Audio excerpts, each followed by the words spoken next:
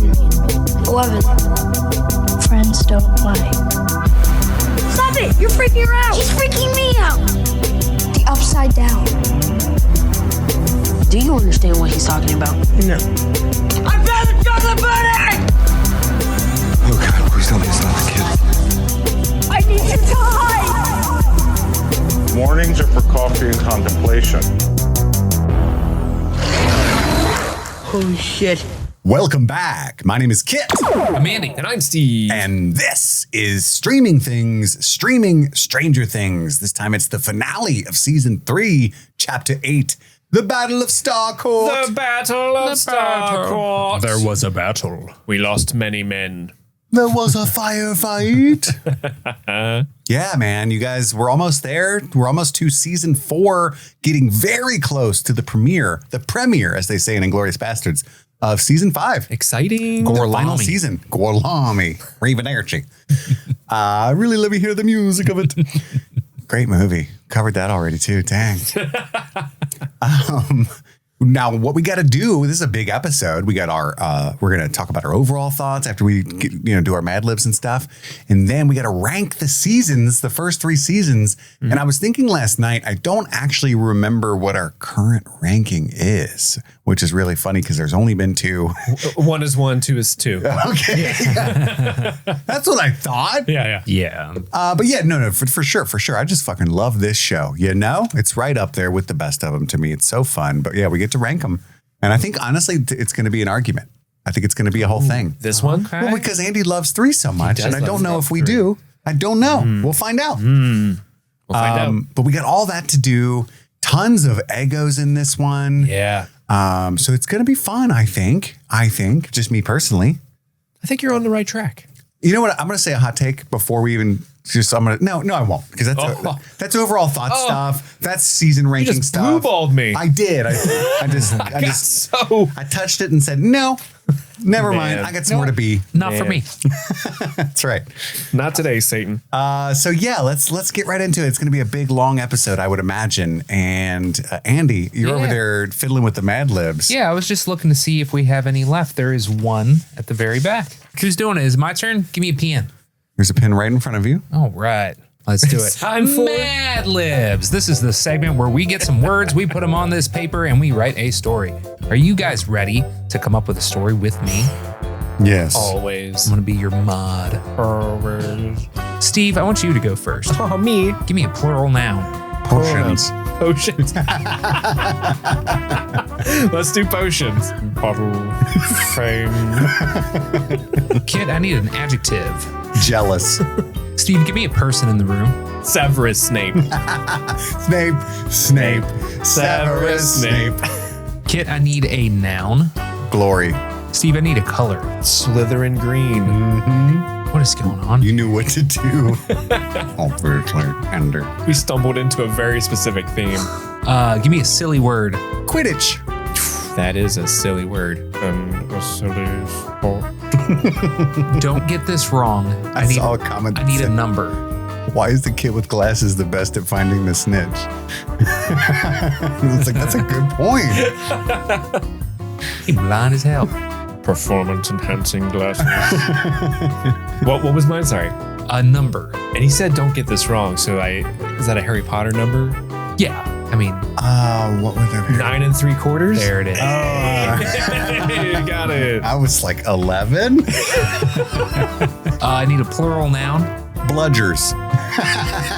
Bludgers. Steve, I need another silly word, please. What's the creepy Dobby's name? Oh, creature?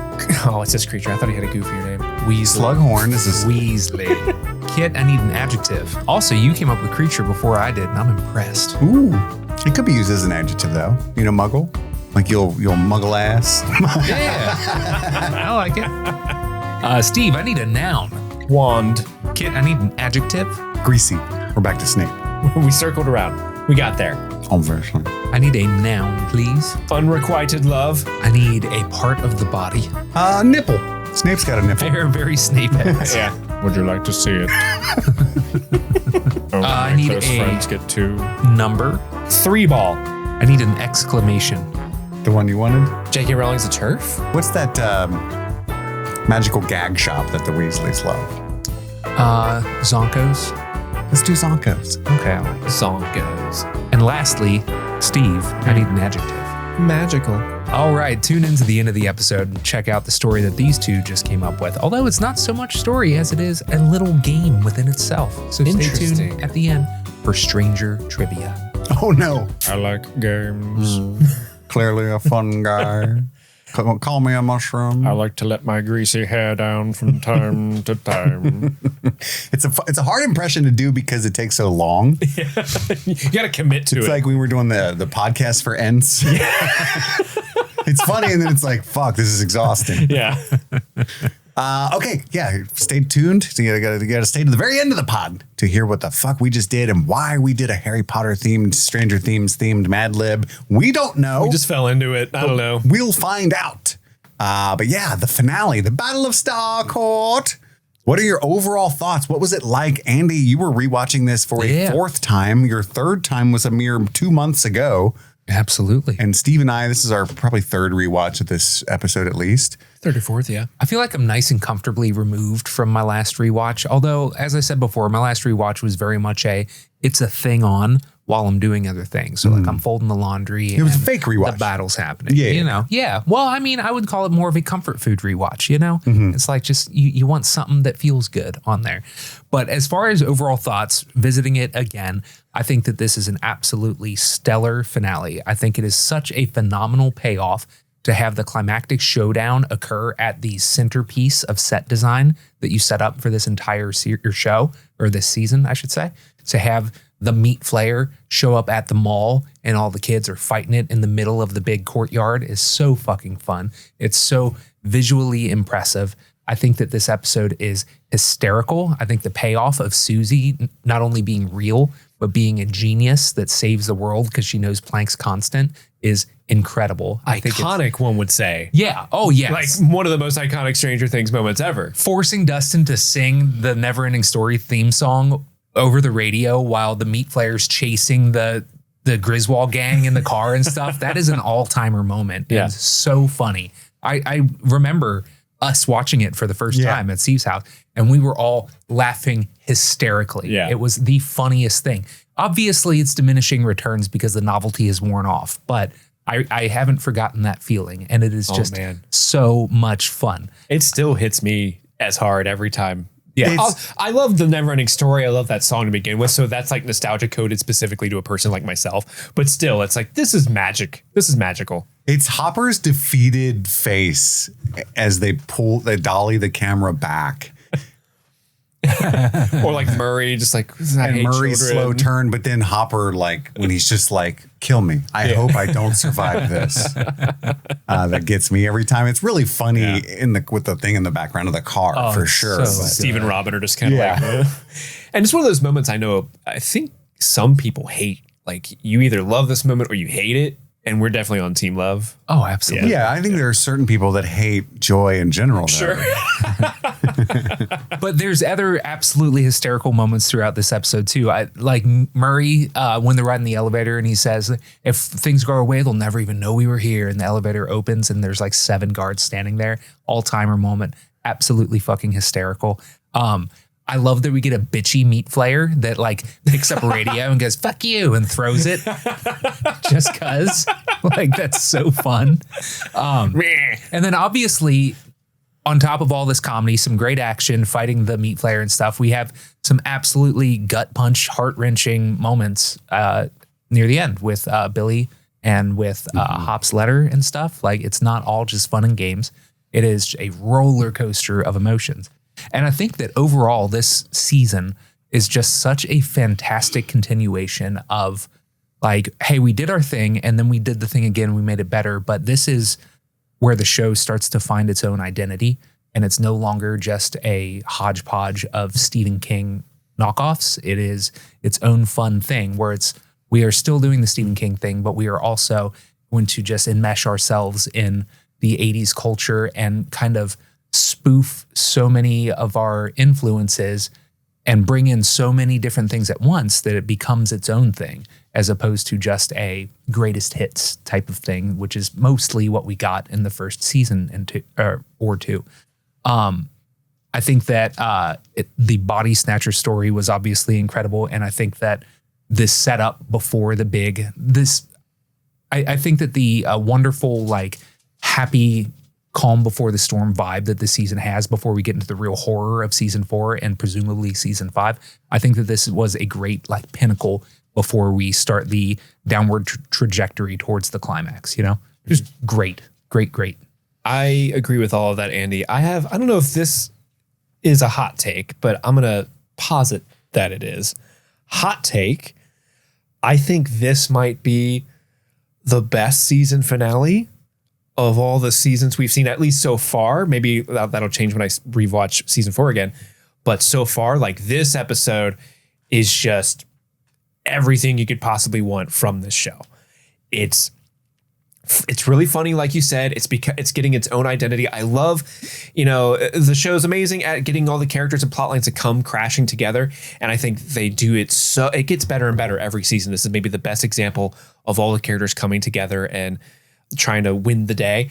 And I love the fact that they're all in one place doing 2 different tasks, but that are connected to each other. So, like, there's the Russian plot line, but that Russian plot line is so important to the Meat Flayer plot line. Like, the Russians are opening the gate. We have to close the gate to stop the Meat Flayer.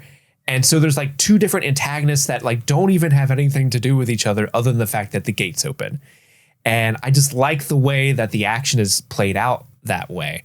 You get to see the sacrifice of Billy is hard. And I think they did do the work to make that character not fully be redeemed, but you feel empathy for the characters in the moment, especially Max. And the Billy storyline hit me harder this time around than it has before. And I find that interesting. But everyone had a chance to shine in this episode. I think the only one who didn't was Will. Like, everyone had a moment that they stepped up and, like, did something. I don't think Will has that moment. I think Will is there to punctuate emotion in scenes, or to be like, oh, he's here. He kicks off the Will tingles, and then maybe he's in the background, like, really emoting to, like, sell what the emotion's supposed to be. But everyone else, like, even Jonathan's like, I know how to cut open a wound. Cars work. Yeah. I know how cars work. They all have a moment. I think that's wonderful and fantastic. Oh, such a great ending. And then Will's just a canary in a coal mine. He's just that canary in a coal mine. But when everyone else already knows the gas is there, it's worse, He had that moment in the middle of the battle where he stepped up and looked at the camera and said, I'm here too. Yeah. That was the moment. Mm-hmm. Well, I appreciate Will because there were a couple shots, for me at least. You guys probably feel differently, but for me, where Will's in the background, or maybe he's in the forefront, and he is emoting something, and that, I don't know, it hit stronger. Like, there's a moment towards the end where the kids are all saying goodbye to each other, and that's a sad moment in general. But when, like, Will is just losing his shit, hugging Lucas, like, I'm like, don't separate them. And then the next shot is Lucas, like, hold it together, man, hold it together. Like, oh, it's wonderful acting by all the kids. And that Hopper monologue at the end is an all-timer. Like, if there is a dry eye in the house during Hopper's letter, you are the Meat Flayer. You are the flayed. Mm-hmm. Like, it's such a good way. And honestly, Mrs. Driscoll looking ass. Scissoring at the steel mill. Honestly, if they decided to end the show with this season, it would have been a good way to end the show, I think. Like, just that shot of Joyce turning around and looking at the buyer's home one last time has a little bit of finality to it. Mm-hmm.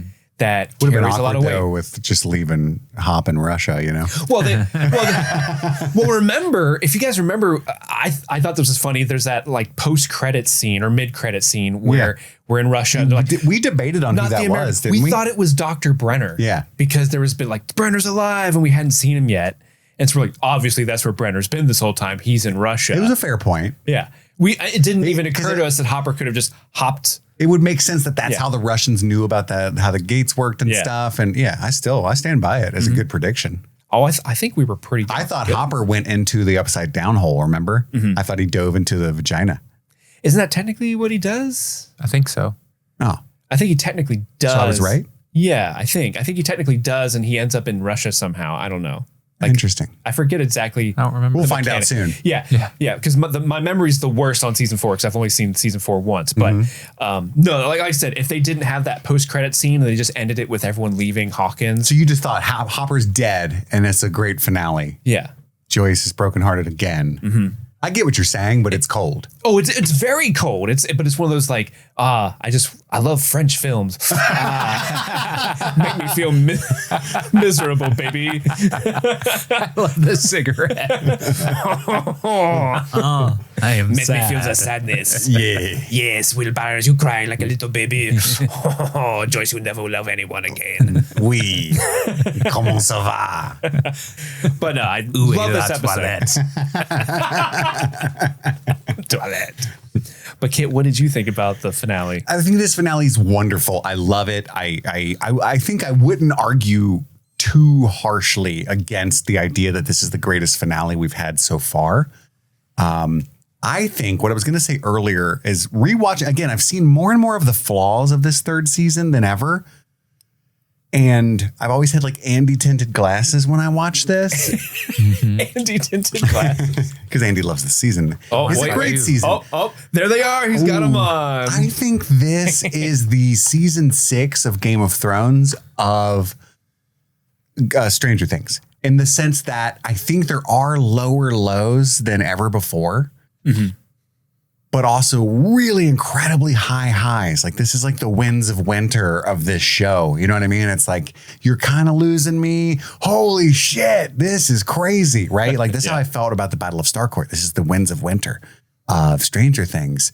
And it's interesting that, Andy, that you said this is where it finds its own identity. Because I was thinking, because full disclosure, we've already watched episode 1 of season 4 as well. Like we're doing 2 in one day. And that's important to know because I kind of realized something, because we've never really watched them side by side in that way. I don't think. I certainly haven't. So that is an interesting thing. And I watched them back to back. And what it feels like to me, what it felt like this time around, is that the Duffers knew they had taken a misstep with this season. And season 4, episode 1 to me feels like a return to form.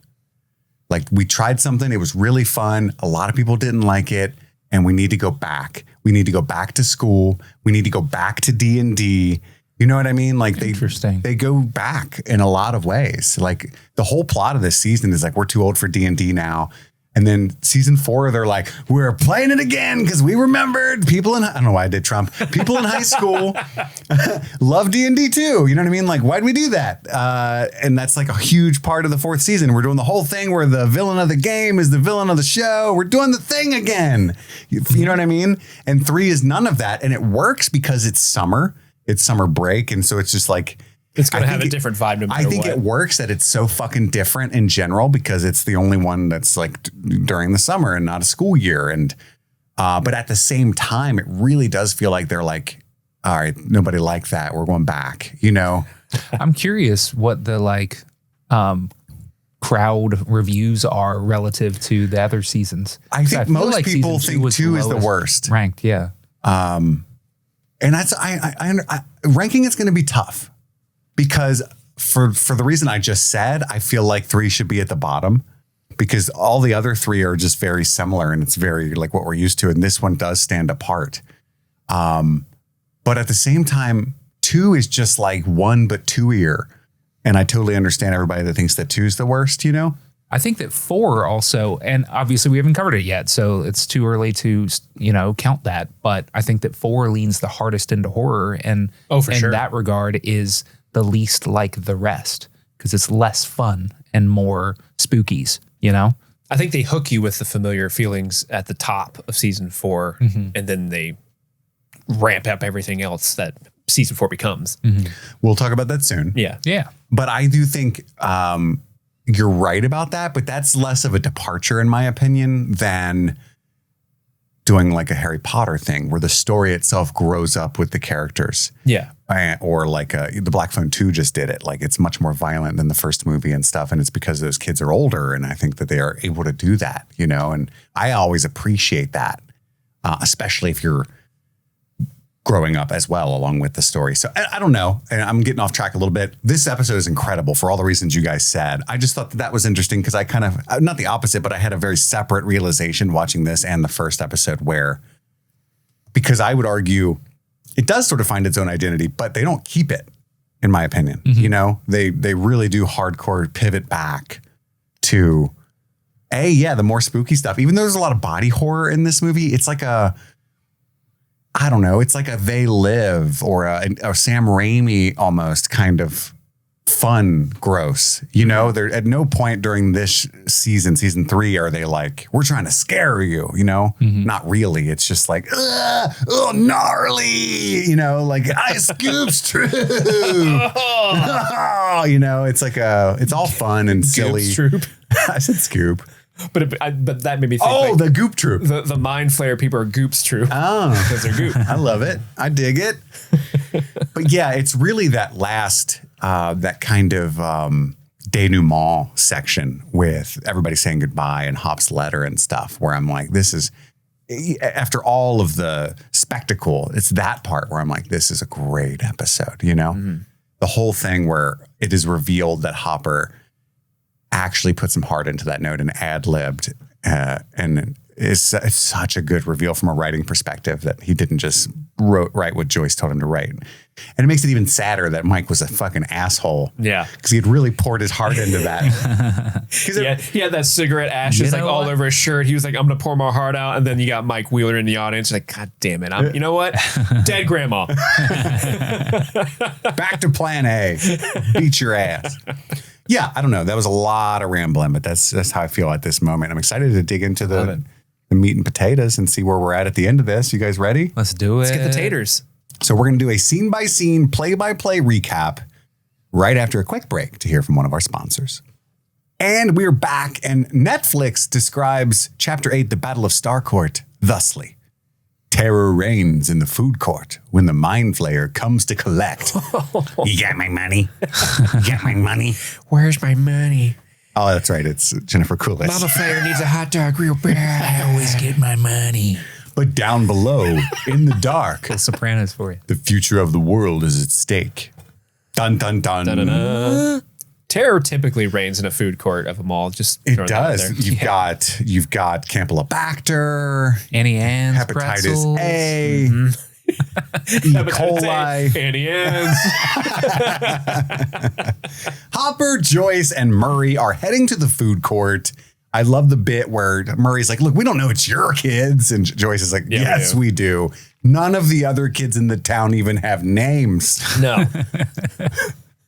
Except that one kid who peed his pants in front of the whole school. That's right.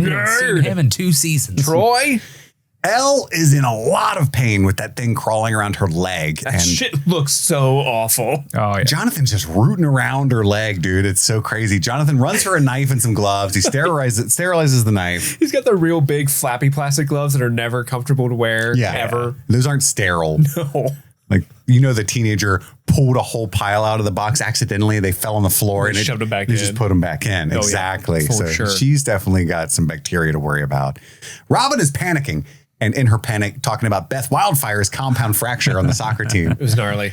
Robin, you're not helping. 11, they give her like a spoon to bite on and shit, like full World War II, like field surgery style. And I love how Mike's like, do it. Elle's like, excuse me? Wait, don't do it. I'll say when to do it. Dude, when he just literally just starts rooting around in there, it's like, oh, fuck. And even Elle is like, what are you doing? Stop. Yeah, I didn't know you were doing this. He's destroying I thought you had a plan. tendons, just poking through muscles. They cut to Erica at one point and she just looks so appalled. It's like, yeah girl. She's 10. Right. This is awful. She's like, I'm never going to watch My Little Pony ever again. I'm just going to think of Jonathan Byers doing this. Yeah, he's just rooting around in there like he lost his keys. And then she says, stop, I can do it. And she uses her powers to pull the little slug out. Glass explodes behind them as she rips it out. Everyone else gets new wounds. And this is, spoiler alert, this might be so stupid, but I think one of my favorite moments of this episode is when Hopper steps on that slug because it's so cinematic. It is. The reveal. It's silly, right? Like, obviously, he could hear her screams. The adults could see the kids They're not rushing over there. long before he would have stepped on that slug, you know? So it's a little silly, but I don't give a fuck. Like, it works so well. I teared up a little bit. Daddy Because she's home. like, Daddy, you know what I mean? Like, Yeah. and he's like, shh, you know, even though Where's Mike Wheeler? he's way less capable of helping than 11 is in almost all of these scenarios, right? Because it's supernatural, but it's just so like, oh, I'm okay now. Like, I've got someone to help. Instead of these fuckwads, he's digging around in my leg and stuff. You were a nom. You should have done this, Wish Dad. someone would have been like, Jonathan, what was the plan? I don't know. I panicked. I'm looking for the ignition cable. Yeah, I just had this like, let's fucking go moment, you know? Then we get the the kids catch up the adults on what has been going on. So we've got like the Russian crew, the teenage crew, we've got the Mind Flayer crew, and then we've got whatever Hopper's been doing. Team Alexi. They all kind of catch each other up. There's a lot of these type of scenes in this show. And Luke, I think it's Lucas. It's like, yeah, destroyed your cabin. Sorry about that. Sorry. And then Steve wants to make sure everything's clear. So it's a weapon of melted people. Just wondering. Just want to make sure I'm on the right track. Yeah, I'm not arguing. It's not even that weird. I just want to make sure. Murray shows up and he's still in like adult underwear, kind of. Yoo-hoo. Yoo-hoo. Is he like wearing flip flops and shit? Yeah, he's got like shorts, flip flops, and that tank top. But like, why was he over there? And why did I don't understand the blocking of it. I think he went back to the car He had to go take a shit. To get his the notes. drawings. Yeah, Okay. the drawings from Alexi. That makes way more sense. It's kind of funny that they walked into the mall. It's like, I forgot something. I should have brought these. I found the pretzels. Erica pipes in to argue with Murray because he's like, look, I don't know the scale here, but it's probably 50 feet, more like 500. This ain't, you can't just go wandering in there like it's commie Disneyland. You're going to die. Why is this 4-year-old speaking to I'm me? 10, you bald bastard. Damn. As a bald, that hurt. I would listen to a podcast starring Murray Bauman and Erica Sinclair all day, Just every day. It's just them talking about current events and being bitchy to each other. They're both patriots in their own way. They are. That's right. It'd be a fun like conspiracy podcast. Dustin says that he and Erica can show them the way. And Hop's like, no, absolutely not. Hard no, not putting children in danger. I love his response. Nope. Yeah. Absolutely not. Yeah. What kind of adult worth their salt would let you guys go down there? And Steve's like backing away. Like, yeah, Yeah. that's fucking ridiculous. It's dumb. Responsibility. Hop grabs some Russian weapons from the dead bodies that 11 killed with the car. So awesome. Doesn't even question it. He's like, I assume 11 did this. Yeah. Pretty awesome. Wish That- you'd have let him die a little slower, but whatever. That dude's neck is 360 or 180. Sorry. That's more dramatically visually. And then there's a little bit of there's a reunion with Dustin. The kids tell him that they missed him. He's like, I missed you guys too, right? So they take a beat for all of that. And then he's so excited that he gets to use Cerebro. He's like, we would need something more powerful than the CBs we have. The signal won't reach down there. Because Hopper's like, look, you can direct us, but over the radio. He's like, luckily, I know a guy with the strongest radio in existence already parked at the highest point in the town. He's got 2 thumbs and it's this guy. All we need is a head start and a car. And then Steve and Robin and Dustin and Erica get the Todd father. Oh, Steve's her daddy now. That's right. Did you just call yourself daddy? Get in. And Murray is giving Jonathan and Nancy the keys to his lair. So the plan that doesn't work out at all is that they take 11 to safety at Murray's house. She was going to get to see Illinois. She was. I feel bummed. She never got to see Illinois. And then Nancy says farewell to Will. And is it Joyce? Joyce. Joyce says farewell to Will. Because she might not come back. She might be going to her death. And all that time she spent screaming his name in the woods Will. be for naught. Will. And she's like practically choking him. She's hugging him so hard. She loves Oh, her. okay. My boy. note said too much hug. And I'm like, what the fuck does that mean? Yeah, because he's like, And then Elle is talking to Hopper and telling her that her batteries are going to recharge. He's like, I know they will, kid. You can fight better than any of us. Don't you worry, such a right? good line. Better But you than got to any get of to us. say, this thing is after you, not me. They almost brought the meat flayer to Illinois.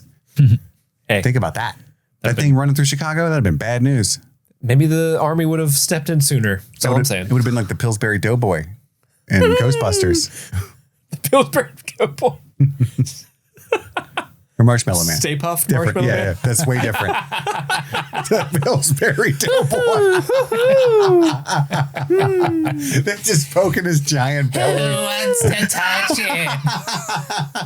That's so much better than the Stay Puft Marshmallow Man. The Pillsbury Doughboy. Ray, what did you do? That's so fucking funny. You guys get how I mixed them up, Oh, yeah, right? for sure. Yeah. They're both squishy, fun guys. Anyway, Just big white men destroying New York City. that's right. Mike says it's time to go. Hop and Elle have a big hug. And then he's like, Mike. I thought he was going to say take care of her or something, but he says, be careful. Be careful, kid. Don't want to end up like your grandma. That'd be funny. Hey, Mike. Your mom called me on the way over here. Your grandma, like, for real is hurt, so you should probably leave. We got it from here, bud. Hopper is angry that Joyce is coming with he and Murray. It's a 2-man job, but they've come up with their own plan, Joyce and Murray. Now it's a 3-man job. We want to explode it, not just turn it off. Yep. 3-man operation. He's upset because he doesn't want Joyce in harm's way. And outside, Nancy is struggling to start Karen's new car. She just bought that She just station bought that wagon. thing. What the heck? Karen's going to be so pissed in the next... I know. next Poor day. Karen. Did you leave the lights on? No. Is there gas in it? Yes. Jonathan's like, pop the hood. And at first you're like, what are you going to do, bud? Yep, that's an engine. But He puts on a glove and starts rooting around and heats up a knife. Jonathan, stop. He immediately realizes the ignition cable's gone. And I, for one, would not know that happened. I've been like, man, everything looks in order. I mean, these are car parts. I'm not positive that an ignition cable is a thing. Is it?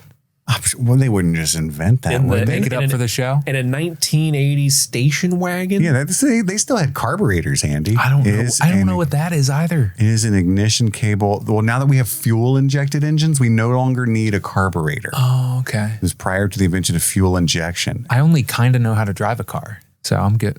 Yeah.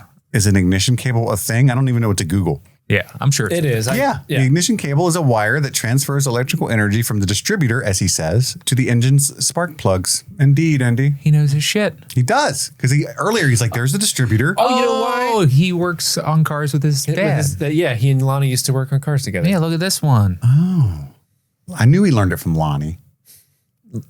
Lonnie would know. Steve, you and me were brain connected there for a split second. We were like, oh, yeah. he did Audio that thing. listeners, 89 literally locked eyes and both went like at the same time before we said anything. It was all magical. makes sense. Now kiss. Now kiss. Come here, baby. Then it's Billy that took the ignition cable. And he's over there. For some reason, he got back in his car. I wish we could have seen him like pops the hood. It's going to be takes so off. scary. But all his purpose is to keep him at the mall, right? So Yeah. that makes sense, I guess. But he's like, brum, brum, brum. You're going nowhere. There's this incredible shot where it's Billy's like face in the rear view, but you don't know that it's the rear view. Do you know what I mean? Like, Yeah. I forget what they do exactly, but it's like they tilt down to the mall and pull focus or something. It's fucking incredible. Yeah. Really well done stuff. And I love that shot too because you can see that Billy's looks in pain, like he's kind of trying to fight it. You like can see his that he's eyes evoke resisting. that. Yeah. Exactly. He looks like he's really fucking like I've been after like a quarter ounce of Coke. That's what you look like trying to drive home. And like you think you're looking normal and not going to get pulled over, you know? That's Billy. That's Billy. Oh, I'm pulling this off. Nobody knows. That's me in the parking lot of Taco Bell when I told Erica I wasn't going to get some. And I was like, I'm going out. I'm gonna. Murray catches them, catches everybody up on the new 3-man plan, right? And Joyce and Hopper start bickering again, and he's like, "Children, It's a good plan, a solid B. which under the circumstances, Laudable. they'll." And he's like, "Look, they'll never even know we were here." At that point, the elevator opens and 4 Russian soldiers are just standing there. And he starts speaking Russian. He tries to catch them up real quick, like, "Oh yeah, We have documents. which lieutenant?" Molotov. At that point, Hopper pushes him out of the way and shoots all 4 of them. It's a pretty shocking thing in this show for Hop to do, and I loved it. Me personally. Murray's like, Jim, Look what you did. I was handling it. But no, Hopper starts putting the Russian outfits on. I'm improvising. Which, by the way, they have little like red bullet holes in them, but they would have been soaked. Oh, I know. Yeah. Little teeny tiny holes. Like there ain't much blood in those dudes, but Yeah. Russians don't bleed. that shit would have been tie dye. All the Russians went, I ain't got time to bleed. Yet. Yet. You got time to duck? Steve and the gang are almost to Weathertop and talking about, Susie must be pretty special. Ultimately, the point of this part of the scene is that even Steve, who loves and trusts Dustin, does not believe that Susie's real. Ye of little faith. And to Steve, the Hare Harrington. They do the season 2 thing, the left now, where it's like through the grass. Oh, that's the same thing. Andy would love this. Yeah. It's never just, hey, slow down. The turn's coming up here on the left. Turn! They do the exact same thing, but I wonder if it's almost that Stranger Things gets to a point, because something happens in season 4 too that made me think of this, where it's like they're also referencing themselves, Yeah. I wonder. It does. All shows end up self-referencing. Sure, buddy. Words. Fuck my face. The Toddfather has limitations. It's a silly scene, I think, because they're only like 15 feet from it. How close did you want to get, you lazy fucks? It's right there. We're going to make it. I think it's just kind of like he just wanted to see if it could do it, and he's bummed, because he loves the Toddfather. Fucking real drive words. You're both so good at podcasting. Maybe we shouldn't have locked eyes and had that moment. Now you're all brain bamboozled. All our energy was sapped. But he gets to the radio, the ham radio he built. Scoops Troop, do you copy? Scoops Troop. They are in an emergency situation. Yeah. Billy has found us, disabled our car. Mike's trying to reach them. Nancy's locking and loading, and Max is like, you're going to kill my brother, aren't you? Yeah. Oh, no. Maybe. Oh, probably not. This is for Santa Claus. That's who this is for. Jonathan realizes that they just need the ignition cable from the flipped car, because Nancy's like, I don't suppose that runs. He's like, ooh, we don't need it to. It has parts. And we just need that cable. That's right. So they keep trying to flip the flipped car. Yeah, flip the car. I guess that's what they do. Elle wants to try to lift it with her mind, but she can't. She can't. She's not strong enough. Uh-oh. What's going on here? I threw it. Now I can't lift it? Yeah. That's crazy. Hopper and the gang are cruising in that luggage cart thing. And they get to this guard, and Murray becomes best buds with this guy immediately. Say goodbye to sunlight. Who needs sunlight when you have your comrades and vodka? It's funny because I hate everyone down here. Yeah, they have a good time. He was nice. He was nice. Why are you talking to him so go much? through. They go through. It is just the doors in the hallway ends right there. Yeah. They pull through 6 feet. The dude's like, all right, see ya. And they shut the door. Yeah. I just love that Joyce and Hopper are both like, Joyce gets up. Why is there so much talking? Weird that he was a nice guard. He was nice. Yeah, because Joyce is like, I just heard a bunch of Russian and I was really freaked out. But Murray offers to trade them jobs, if they're going to be all shitty about it. Bald eagle. Do you copy? And he has to admit that his call sign is Bald Eagle. Please repeat. I hate children. And remember, if anybody talks to you while I'm gone, just smile and nod. That's what they're supposed to do. Now they're using a fulcrum in the mall to lift the truck. And it was Mike's idea. He gets, it's the first time ever that Mike's got an opportunity to like be the smart nerd, I think. Yeah. Because Dustin's gone.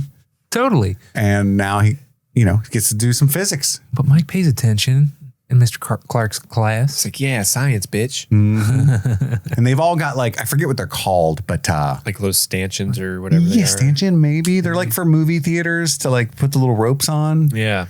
The guy in Butterfly Effect gets the shit beat out of him with one of those. Remember that? I do remember. It shocked me as a kid. Yeah. Ashton Kutcher? No. Oh. No. It's like a bully. Oh. But Max notices Elle rooting through the trash. And I'm so stupid. I've seen this so many times, but I was like, she's looking for snacks to recharge. That's gross. But no, she was panicking. She's like, I can only crush Coke cans. That's the only way that I know my powers work. Not a Pepsi. Yeah. Literally anything in this mall, if I could move it with my mind at all, it would tell me that they're working. But I need the visual, and I love that when it does the flashback, it's old Coke and new Coke. It's so funny. Well, they changed the flavor, so no wonder she couldn't crush that one. That's right. Everything's different now. Yeah, it's different. She can't squish it. Unable to squish even aluminium, as they would say in the UK. And Mike knows something's up with their girl. And Jonathan's looking for that ignition cable, but during all that, Will gets a tingle. And he's excited because he has something to do and contribute. This is my moment. You guys hear those giant booming noises and you see that monster through the glass? Well, I'm here to confirm it's him. That's him. It'd be like if it was pouring down raining. We were all outside. I touched my neck, looked at my wet fingers and went, guys. You know what I mean? It's raining. It's just as helpful. But hey, you got to give him something to do. So the Mind Flayer is a coming. Nancy! Because Mike sees it first and they're like kind of separated. Was it Nancy, Jonathan, Lucas, Erica. and Erica are all stuck together? Are you sure? Erica's over there? Oh, no, not Erica. She's with the Scoop Troops. I'm sorry. Jaybird, Nancy, Lucas, Will? Yes. Will. Who cares though, right? Yeah. At one point they're hiding behind the car. Will was probably like, guys. You won't believe this. I think he made it inside. But it busts through the glass ceiling harder than Ruth Bader Ginsburg and lands. No, because she smashed through the glass ceiling. I know. Yeah, Monsterland's there. Rawr, it's crazy. Grigori and his gang show up at the dead body littered entrance to the Russian base. And he looks at the bodies and he's like, the American. No, these are Russian. They start arguing with him. These are our friend. That is Gary. Dimitri. That's it. I couldn't think of a Russian name. Gary. Gary Molotov. They killed Lieutenant Gary Molotov. Hopper and Joyce. There was a Lieutenant Molotov, and Hopper killed them for no reason. Hopper and Joyce discuss how Elle almost died, and basically he's admitting his fault, that he doubted her all season, that the kids were possibly in trouble, and he's kind of apologizing in his own shitty way. But she's not letting him do it. She's like, it's fine. I totally get it. And like, even if I did let you apologize, you'd probably be like, right? She does a really good job of imitating what he would say. Yeah. And he's so shocked by that. He's like, I think we make a pretty good team. Despite it all. And then the music starts playing this like Russian ballad. And at first I thought it was genius because I'm really bad with languages. And I thought it was like the song that was playing at Enzo's, which I thought would have been a brilliant choice. But it's not. It's just a random Russian ballad. No, it's. I think it's maybe it's not. It's from the same choir that sang the song in the first episode of season 3. The Red Army Choir. Then they start to flirt a little bit. She talks about being detective buyers, and it's kind of hard to serve in a town you don't live because he's worried she's going to move, right? And she says, well, let's see how it goes. And she wants to celebrate if they survive this. How about we go to Enzo's after? You could pick me up. And it's a date. And he's like, well, just to be crystal clear, Hop, shut up, or I'm going to change my mind. I think it was really cute that she's like, you want to meet at 8? And he's like, well, 11 and I love watching Miami Vice together. Yeah, I got to be home by 10. I think you love watching Miami Vice. But he does love hanging out with his daughter doing stuff, you know? Yeah, that is really cool. And it's so cute. But we cut back to Murray, who is banging his way through those vents. The Russians definitely hear him. Like he's just hitting every wall, hitting the ceiling of it. But he gets to the 4th junction. And Dustin and Erica remember that that's the My Little Pony thesis area. So they're going to have to hang a right because they went left or whatever it is. Fly right, bald eagle. Fly right. Steve sees shit going down at the mall from Weathertop. And they're called the Griswold family. Yeah. It's cute. Because they have the station wagon. It's really cool. It's cute. Good ego. But back at the mall, the Mind Flayer, for some reason, like tosses the radio itself because it's got one of its little tendrils. And he's like, communication device. I'll deal with you later. Yeah, he like clicks it. Fuck Want you. a hot dog. Your refrigerator's running. Are you on Weathertop? Mama likes being on top. Will, Jonathan, and Nancy are hiding behind the car. The other kids are hiding like behind a desk near the Gap. And back at Weathertop, Steve's like, fuck it, I'm going to go help, and makes a run for the car. Robin goes with him. Dustin tosses her a radio. Stay in contact. I will. And Hopper hears that they're having problems and he's unable to do anything. He's way underground. What kind of problem? Hop, why are you cocking the gun and we're way down here? I don't know. Just makes me feel better. I would. I'd cock that son of a bitch all the time. I do it all the time, just like when you're bored. Yeah. Yeah. If we were like infiltrating something and I had a gun, I would be insufferable. Every corner you turn. Yeah. You've wasted so many bullets, Chris. Because it ejects the shell. Yeah, it's just me behind you picking them up and handing them back to you. But it's so fun. Bald Eagle has landed. He gets there. Lovebirds, you're almost up to bat because his job is to like blow the breakers and start like get the machine to start, glitching out, I guess is his job. So that when they turn it off, it'll blow up. One of the kids' groups is still hiding in the gap, which is funny because they're like, we can get out through the gap. And they're like, this is a bad idea. We ended up just like more vulnerable sitting here now. 11 just saw the word, the gap, and was like, we could probably fit through there. Yeah. That'll get us out of the mall. She's new to the whole reading thing. But is the, no, they're probably trying to get into that back access area hallway. It's actually good writing because they spent so much time during that fun shopping montage that they conceivably do know of a back door that's in there that they saw. Yeah. And I also love that all of the mannequins that die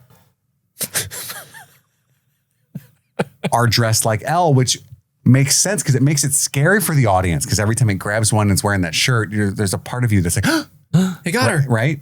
But it also makes sense because she like bought them there. And I don't know. Yeah. Like, I think it's really brilliant writing. But before we quite get to that, there's the squelching footsteps. I always pay after the big news that they had with the subtitles in this show. I pay attention now, and it does say like squelching and shit a lot. And it's the way to describe it, though. It is. How got else would you describe that? It's got squelching footsteps. There's also another really cool mirror shot, like the Billy rearview mirror shot, but it's Nancy looking at the side mirror of the car.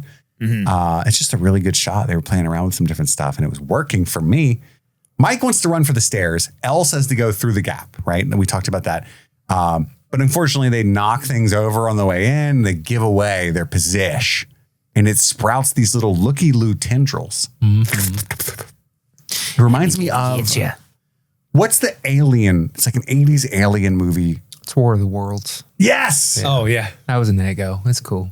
Really? Yeah, well, yeah. We'll talk about it again. Totally. We do that. We'll double dip. It snatches the mannequin, same outfit as Elle. Bald Eagle has landed. I kind of skipped a section. I'm so sorry, guys. How dare you? Yeah, they're still hiding in the gap. More mannequins die. Murray starts popping breakers. Boom, boom, boom, boom. Doing his thing. The Russians ring the alarm. Psh, ring the alarm.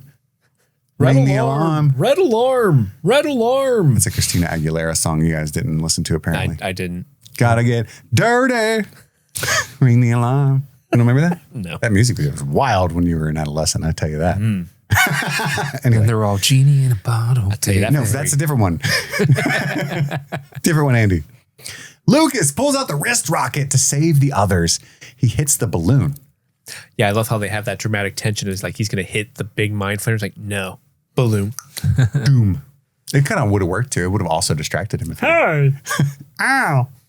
Ow. Ow, someone shot me with a wrist racket. What the hell? They all separately make a break for it while it's looking at the balloons. They hit the back stairwells and the hallways and whatnot. Downstairs, Hopper runs into a guy. Did Mikhail send for you? And they just smile and nod, and it works. Yeah. Plan goes. Such a good payoff. Yeah, exactly. Hopper goes in to put in the code 662008004. It doesn't work. He tries it twice. That is not Planck's constant. Murray, your goddamn code is wrong. I suppose it's possible that's wrong. I mean, What do you mean it could be wrong? It's a famous number. It's conceivable that I didn't know the number. You know what I mean? Like, I get it. There's no Google. Right. It'd be so funny. And if you think you know something and you're just like, yeah, it's this, but you're just wrong. Exactly. Why would I ask him if I thought I knew it? It's a great scene. It totally makes sense. Like, fuck you, Hop. It's a lot of digits in that number. Also, I realized watching the scene that I am insufferable in the same way that Murray is, which is like his argument is sound, but he's able to, through being an asshole, to make it seem like Hopper's being a dick.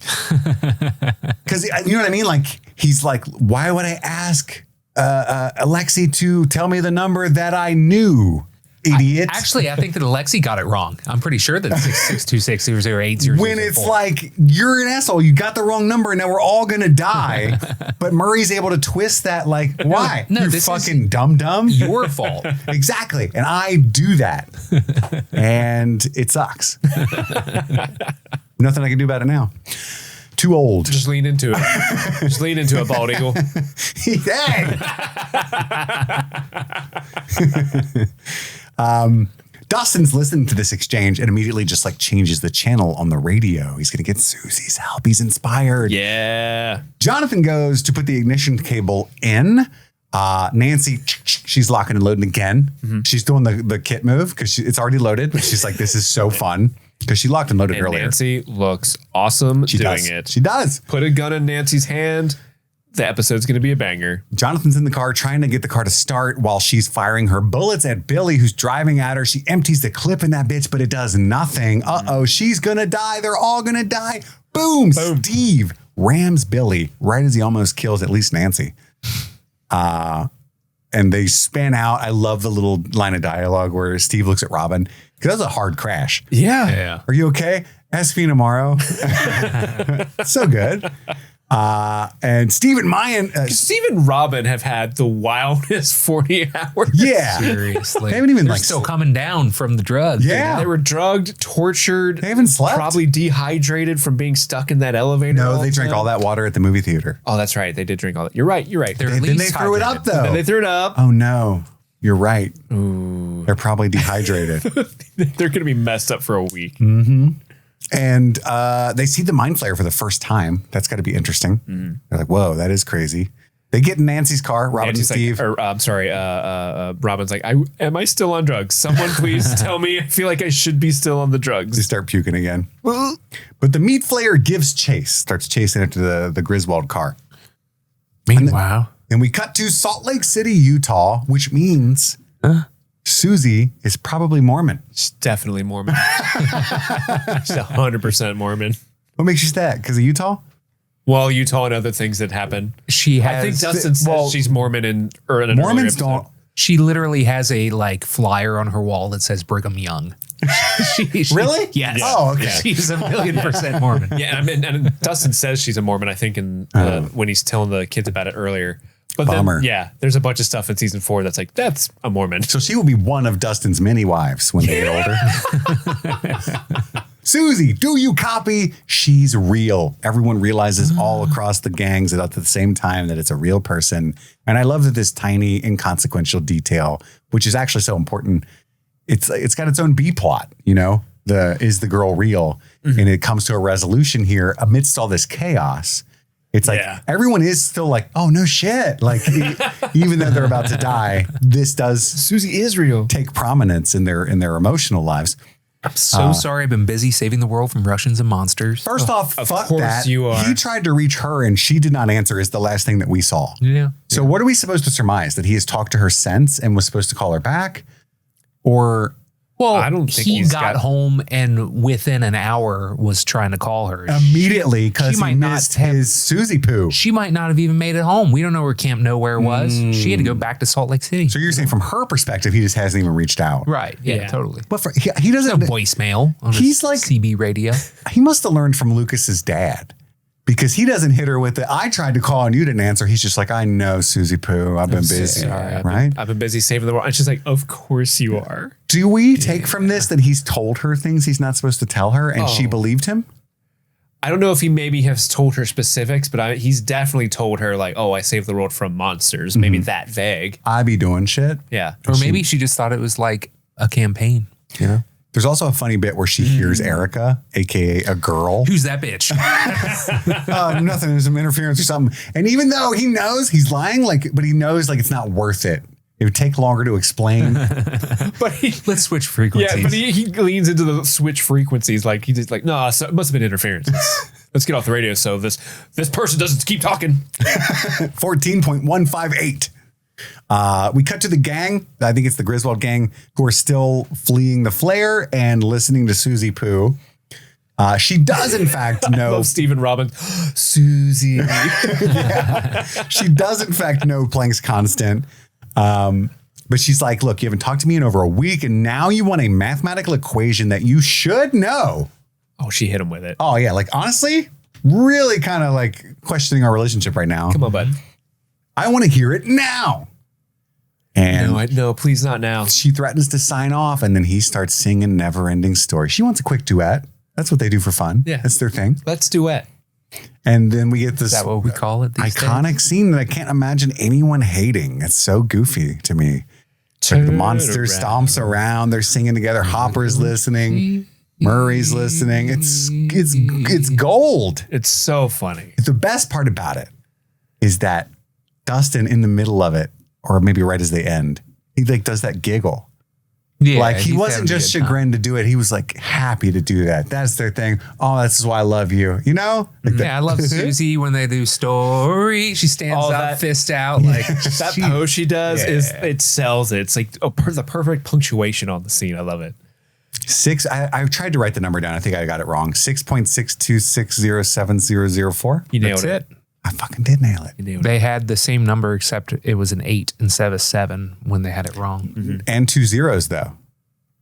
Because his was 662,008 and this one is 662,607. So what I have Maybe for I got the wrong first number. Maybe I got was the first number wrong. Yeah, I've- 6626080004. Oh, so it's just a 7 and an 8 mixed up? Yeah, I have Andy's numbers. Okay, so I transposed the first one wrong. Never considered that. Whoa. See, if it was up to you, the world would have ended. Well, no, the How first you- number just didn't and work no, so either you're way. just sitting there like, you're doing it. How meta that. But that's not true. I'm not doing the Murray thing. You're just wrong. No, if you were to transcribe the number, regardless, I'm saying that you transcribed it wrong. So if you were to say, no, this is the number, it would have been wrong. That's all it is. First time, yeah. But the first number was wrong anyway. I'm saying your joke sucked. That's all. That's all. Fly right, bald eagle. Fly right. Doesn't make any sense. I get it. But the code worked. I read somewhere that originally their duet song was supposed to be The Ent and the Entwife from Lord of the Rings, which I don't even know what that song sounds like. So I'm Just glad like they one of the pivoted. epic poems Yeah. from the original book. Yeah, seriously, what would that sound like? I don't know. That would have been terrible. Don't be hasty. I get what they were going with. Like that would have been like when you cut to Hopper and stuff, it'd have been like even more like, Right. what the fuck? Yeah, that's so inside. But it wouldn't have had the energy, for the audience. Because then you get like Susie's little dance or pose. Story. That's it. That was good, Steve. That was pretty good, Steve. Thank you. Been practicing? I did watch Neverending Story like a month ago It's in real anticipation sad. of this episode. Really? Yeah. Because I hadn't seen it since I was a kid. So I was like, how does this hold up? Oh, it's so fucking weird. I love it. I have not seen that since I think when was Hurricane Andrew? Wait. Swear to God, I have a very specific memory. I was in Florida during Hurricane Andrew and I watched Neverending Story. Oh, man. And That's so while it was happening, and I'm like, that was the last time I watched it. wow. Isn't it the darkness is taking over the whole world? Then you're like, what? In the middle of a hurricane? Like, yep, sure is.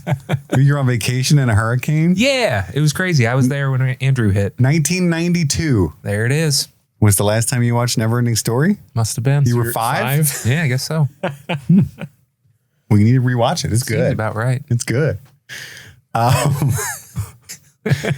They start saying how much they miss each other and doing the lovey-dovey stuff, and Erica hangs up. Enough.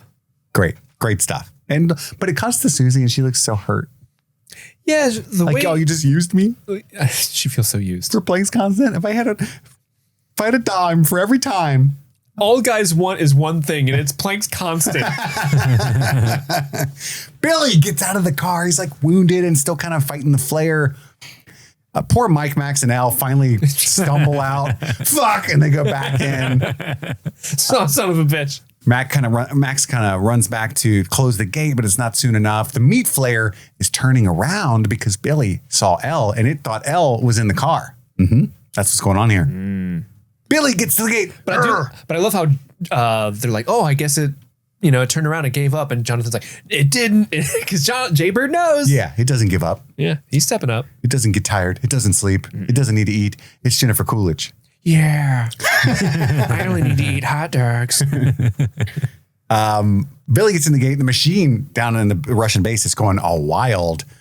Dudes are all suited up in their hazmat suits trying to get into Murray's room. Let me in there. And he's like, no. He's still flipping random breakers. I don't even think he needs to do that anymore. He's just having a good time. He's having fun. Hopper gets into the control room, fires his weapon for all the scientists to leave. And Joyce and Hop have this moment where they see the new gate.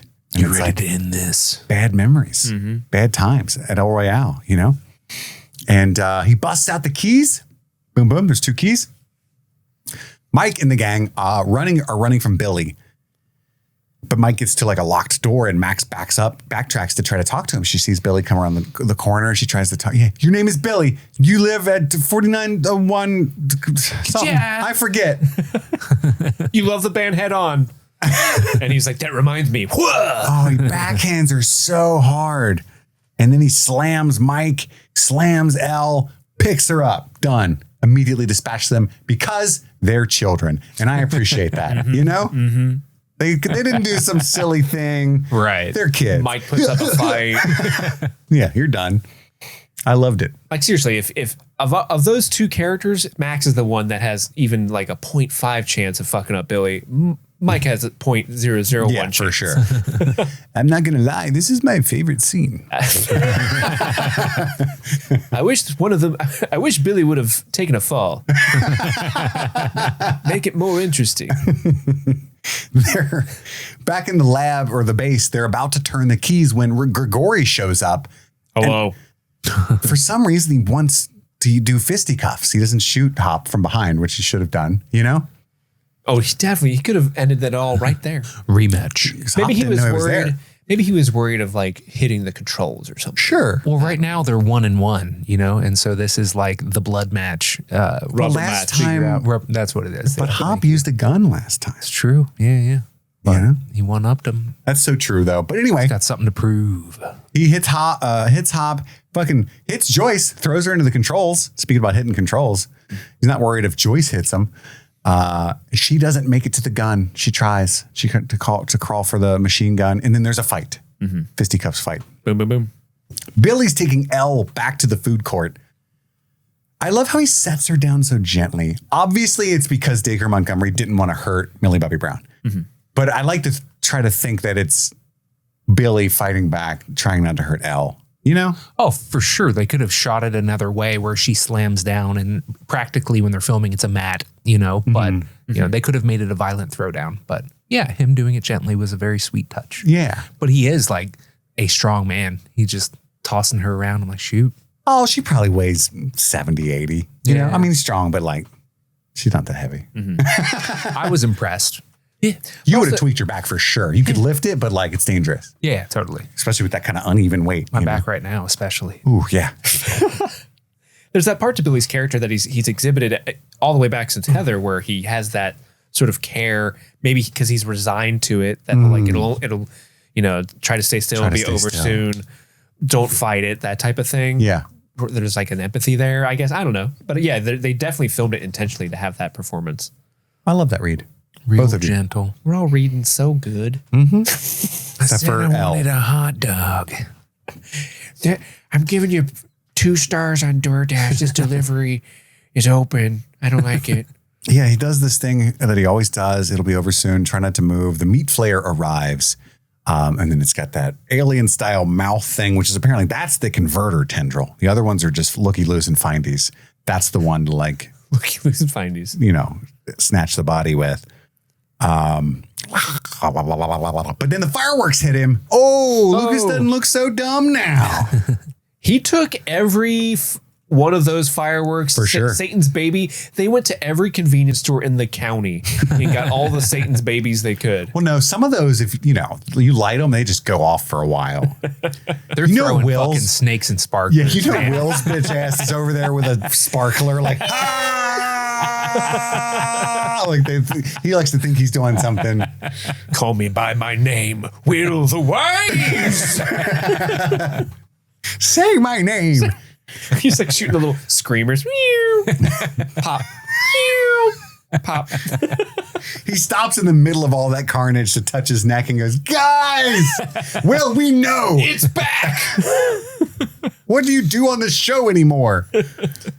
Yeah. Anyway, they've all got him.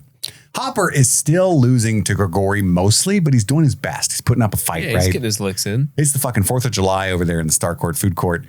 Elle's like trying to run from now that it's distracted, but Billy grabs her ankle and pulls her back. He's feeling its pain too. Mm-hmm. Yeah, this sucks. Joyce gets up. That was a good Billy impression. Joyce gets up, sees that Hopper and Grigori are fighting. And Hopper's at this point about to lose his head. He's got his like don't like it. boot on his neck with his head against the spinny parts of the machine. It's too close. Too close. Not cool. You know what? I know what you're saying, that the willies that you get from that. Mine is Point Break when Keanu Reeves is face down against the lawnmower. Oh yeah, that too. And the guy's pushing on the back of his head because that's like, who has the strength to resist somebody pushing down? Like that would be so difficult. Yeah. Definitely would get a crick. You know, he had a crick Oh, he definitely had a crick. for days. There's one shot when Grigori there's the railing around the machine and it's the corner of the railing and he throws Hopper into the corner and Hopper just kind of like fumbles over the entire corner, and for whatever reason the way they blocked at it when he hits, I'm like, ooh, ow. It reminds me of that like TikTok. That's a bruise. The woman who's like, ah. Oh yeah. Like, Stay alive. Yeah. It'd be weird if Hopper started doing that. You hit the pitch perfect on that, dude. Yeah, what are you, Charlie Puth? yeah. I love him on TikTok. Anyway. He's got perfect pitch. Yeah. That's why I didn't want to explain the joke. It's good. And then, wait. I forgot where we were. Hold on. I tried. That was a weird way to try to stall. Seriously, wait. Okay, he wakes up. Billy. Scary was Where am pressed I on the at? neck. They're running out of fireworks. Steve is going to radio Dustin, says we're out of time, and Dustin radios. Close it now. Yeah, Dustin screams, close it now. That's right. Joyce wraps her belt around the one key and then tries to reach the other so she can try to do it by herself. Max wakes up. She wakes Mike up. I love that he's like, where's Elle? Do we win? Billy's like slipping in and out kind of. He looks like he's really fighting. I guess he's just wounded by the fireworks, but I also took it like inner Billy was kind of taking that opportunity to try to fight back some as well. The fireworks are probably helping. And then Elle starts remembering his memories. 7 feet. Why did you say that name? And I agree with you, Steve. This hit me so hard this time because this isn't like a random memory. This is the last time he was truly happy. Yeah. Right? Core memory. Which was unfortunately long ago. And he's a young man. So he spent his entire life pretty miserable. Yeah. His dad is Neil. It's his happiest memory. And it's the last time he felt safe and loved as a child. Oh, I'm going to cry right now. And that's why it reaches him. Right. And, anyway, in the base, Hop slams Grigori, fingers his bullet hole. That's tough. Oh, that's gotta hurt. And then throws him into the machine. See you in hell. Chops his bitch ass Pretty up. gnarly. But that damages the machine further. And then like the ray is blocking the path back to Joyce now. Which this was the first time I caught on to that. Like, that's why he's stuck there. Is there's lasers that he can't get past. Fucking lasers, dude. Lasers and shit. I love that they introduced the 4 Russian scientists, like being like, "Whoa, look at the damage!" All the guys in the suits. Oh yeah, they're walking like, oh fuck. They introduced those characters just so later on you'd be like, "Oh, everyone in that room's dead as fuck." So they can vaporize them. Yeah, the red shirts, but they're all red suits. Yeah, they're literally wearing red suits. Yeah. You're right. So do they intercut this with Elle and Billy? A bit. Because I wanted this to whole bit call is out a couple of things, like his veiny stuff like disappears over the course of that sequence. It keeps cutting back to Elle. Oh, and Dacre then Montgomery starts to look more healthy. Yeah, the veins start to go away and teardrop and stuff. It's really cute. That's good. Elle knows the word seagulls, which I thought was nice. It's a good touch. She's been learning. You said it was 7 feet. There were flappy birds. Yeah, that would have ruined it. Yeah, there were ocean chickens, and he starts to get more veiny again. What? She wore a hat with blue ribbon, long dress with blue and red flower, yellow sandals. She had tiny shoes. She was a dime. She was so hot. Caked up. The gang is out of fireworks now, and there's this epic moment where Billy stands up to the flare, and when it reaches, it's like I don't know, the mouth one. The first mouth one. He catches it. He's like, ah, stabs it with both his fisties. And pushes it back, and then it just it has thousands of other ones, so it just stabs him a bunch. And there's this is when we get the slow motion. Close it now. That's a good echo effect because we both did it. Nice. Hopper looks back at Joyce. She's now got her hands on the other key, but she knows it'll kill Hopper if she does it. And then in the Starcourt, it impales Billy in the heart. Max is like, Billy. It's so epic and sad. Hopper nods to Joyce. There's tears in his eyes. I'll see you at the Enzo's in the sky. You know, do it. Help the kids. She turns the keys. I was gonna. Cuts to black. Love this. I love that it cuts to black before the thing happens. I agree with you. So fucking fire. I hesitated not because I didn't agree with you, but because my notes are wild. Oh, really? I tried to say I'm guessing it vaporizes all the dudes in the room, but what it says is it vaporizes all the nudes in the room. Nice. We don't want those getting out. Yeah. Alexi lied to us. Everybody, they're all like, real quick, get off your fucking hazmat. It's the only way. Yeah, 'cause it does the cut to black thing, I think twice in this episode, where it just fades to black for a bit. Oh, they've done it a couple of times this season, and I love it. I don't recall if it happens another time in this particular episode, but the scene doesn't cut away. It doesn't switch to anything else. It's just she turns the keys. It just gives you a minute. Something's happening, and then we're back and yeah, those poor hazmat dudes just ate up. They're just Russian working class people, you know, trying to clean up the mess. They thought they didn't even know what was going on. They got it in wow, I got a government job, but it's in America. This is going to be so dope. In America? Yeah. But then the Mind Flayer becomes the Mind Flayer, and it's down. Nice. Defeated. I need to lay down. And the cops are like, there's the DNA of 47 people in this thing. Jesus Christ. I guess it's 29 people, 28 people. Yeah, because it says 30 are dead. 30 dead, but that includes Hop and Billy. Yeah, so there's 28 people in there? Yeah, I imagine. Good math. Hey. Hopper is no longer on the catwalk that Joyce can see. Billy's sputtering. I'm sorry.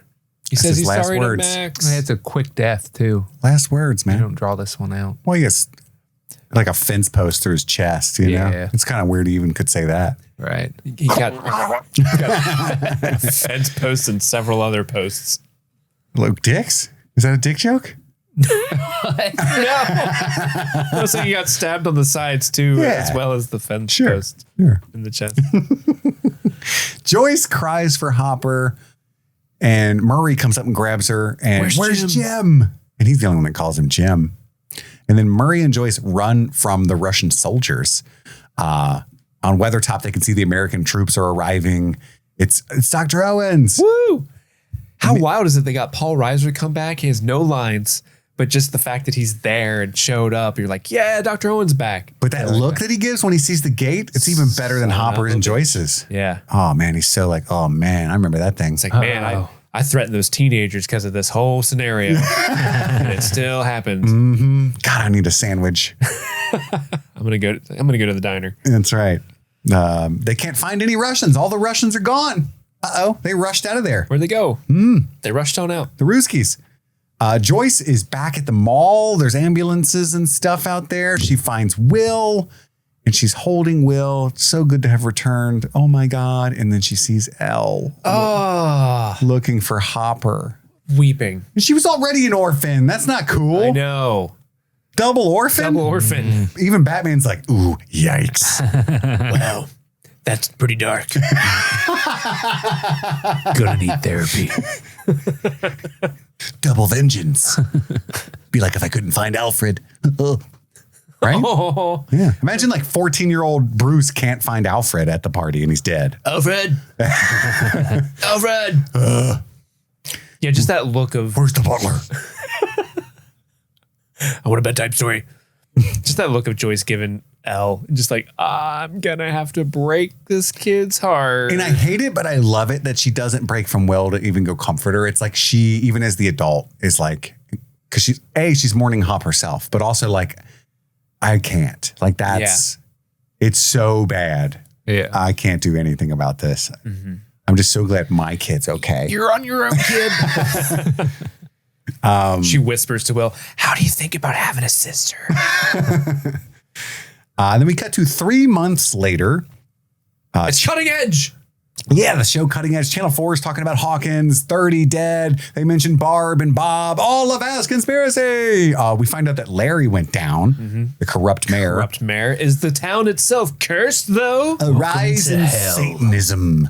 Horror in the heartland. Horror. Yeah. Not horror. Horror in the heartland. Steve put his mom down as a reference at Family Video. So glad you finished that sentence. And Didn't know where you were going for that. Steve put his mom down.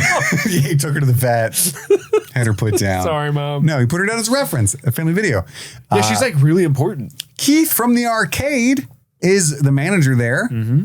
And he asks for 3 favorite movies. Robin's or The Apartment, Hidden Fortress, and Children of Paradise. Steve struggles. He's not Animal House, Star Wars. Keith's like, A New Hope. What? No, the third one with the teddy bears, duh. The one with the teddy bears, duh.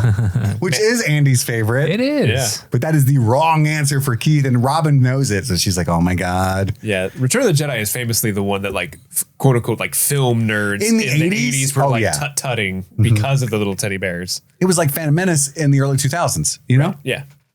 The Jar Jar Binks of the OG trilogy, if you will. And he tells Robin, you start Monday, you start never. And then Robin has to sell him on the idea that he can bring a lot of chicks here. The ladies will come in droves, and they are hot ladies, Keith. Goddamn Michigan. We sold so much ice cream, we had to get a second shipment from goddamn Michigan, Keith. Goddamn Michigan. And those are going to be too many hot ladies for little Steve to handle all by himself. He needs assistance. What's in it for you? You get the hots for him or something? We're just friends. No. Love it. The buyers are, Fast Times, Keith. Ever heard of it? yeah, that's one of my 3. I love that little bit he throws in. Ever heard of it? The buyers are packing the U-Haul. They're loading it up. The house has been sold, and there's a lot of stuff going on here. Lucas and Max are singing to Dustin, trolling him, right? Join in, Dusty Bun. Lucas's little move is epic. Yeah, his little finger guns. Yeah. And I love how Dustin is so beside himself. He's just like, you guys are butchering it. Yeah. Also, you're ruining it. I wouldn't sully my own voice in this trash. This is for Susie Pooh's ears only. Will puts the D&D in the donation box, and Mike's like, no, you take it with you. What if you join another party? We're in California. I would never do that. Not possible. Meanwhile, Mike William joins another party immediately. Because Will's a better friend. That's the first thing I thought of. Mike's like, oh, that's adorable. We're definitely replacing you. Yeah. Again, Will's a better friend. Nancy and Jonathan see that they've packed everything. That's everything. Oh my God, 17 years of my life packed up in one day. And then that is sad. It is. Yeah. And Nancy has that moment where she she's cute and offers to hide him in the basement like they did Elle. Mm-hmm. And they bond over their shared trauma. As a wise man once said, what's a little more? In Speed, we learned that their shared trauma is not likely to be a good basis for their relationship. Yeah, let's base it on sex. The first thing we do see them moving out is his mattress. So there you go. Elle is packing as well. I guess she's been staying there the past 3 months, and she sees the teddy. She can't reach it, so she's like, let me just use my mind. That doesn't work either. Mike's taller, so he comes in to help. They'll come back. They'll come back. I believe in you. You'll get your powers.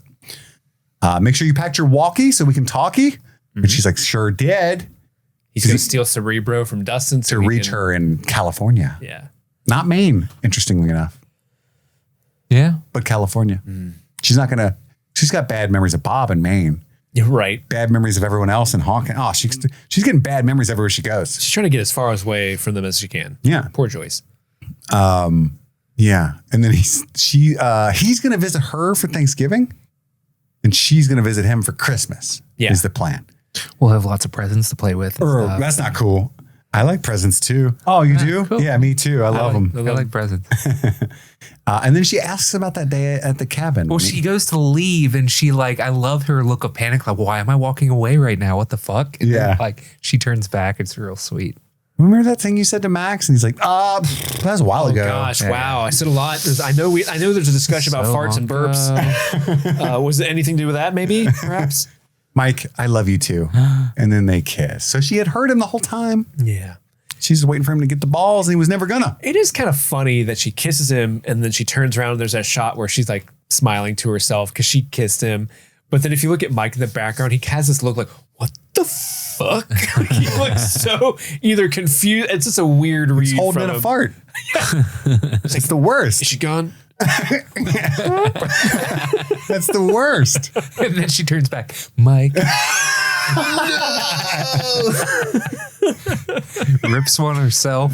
It's Andy's relationship in a nutshell. Oh, the fart swap. Oh, Yeah. I thought you were implying he was worried she would come back into the stank. No, he was saying that she would reply. Mike, me too. I like that better. I've been gassy all day. Joyce is packing up some clothes. She finds Hopper's sheriff shirt and the script in his pocket from the day that he was going to confront Mike and Elle. Elle sees it. And she's like, it's from the heart to heart you guys had. And Elle's all confused. And he's like, he never did it, did he? And Elle goes, can I read? And I know somewhere Joyce was thinking, honey, we're not sure. Honestly, I don't think so. Jury's out. But she's like, sure. So she takes it to her room. And then in Hopper's voice, again, we find out that he added a ton of his real, sincere thoughts that we never knew about. Mm-hmm. And if I may, I'm not a court stenographer. I don't know if I missed anything, but I did write all of it, I think. Okay, hit us with it. So he goes, feelings. Jesus. The truth is, for so long, I've forgotten what those even were. I've been stuck in one place, in a cave, you might say, a deep, dark cave. And then I left some Eggos out in the woods and you came into my life. And for the first time in a long time, I started to feel things again. I started to feel happy. But lately, I guess I've been feeling distant from you, like you're pulling away from me or something. I miss playing board games every night, making triple-decker Eggo sandwiches at sunrise, falling asleep watching Westerns. I know you're growing older, changing, and I guess if I'm being really honest, that's what scares me. I don't want things to change. So I guess that's why I came in here, to maybe stop that change, turn back the clock, make things go back to how they were. But I know that's naive. That's just not how life works. It's moving, always moving, whether you like it or not. And yeah, sometimes that's painful. Sometimes it's sad. And sometimes it's surprising. And again, this is all intercut with different images of the kids saying goodbye and stuff. And it's really crazy powerful, right? Surprising, happy. So you know what? Keep on growing up, kid. Don't let me stop you. Make mistakes, learn from them. And when life hurts you, because it will, remember the hurt. The hurt is good. It means you're out of that cave. But please, if you don't mind, for the sake of your poor old dad, keep the door open 3 inches. I'm crying right now. That's so real wonderful. sad. It's so good. And then they use every image of the kids, just heightens literally every word he's saying. And it's fucking beautiful. Peter Gabriel in the background. I Yep. will be king. I will be king. And my son's 12 and it's different already.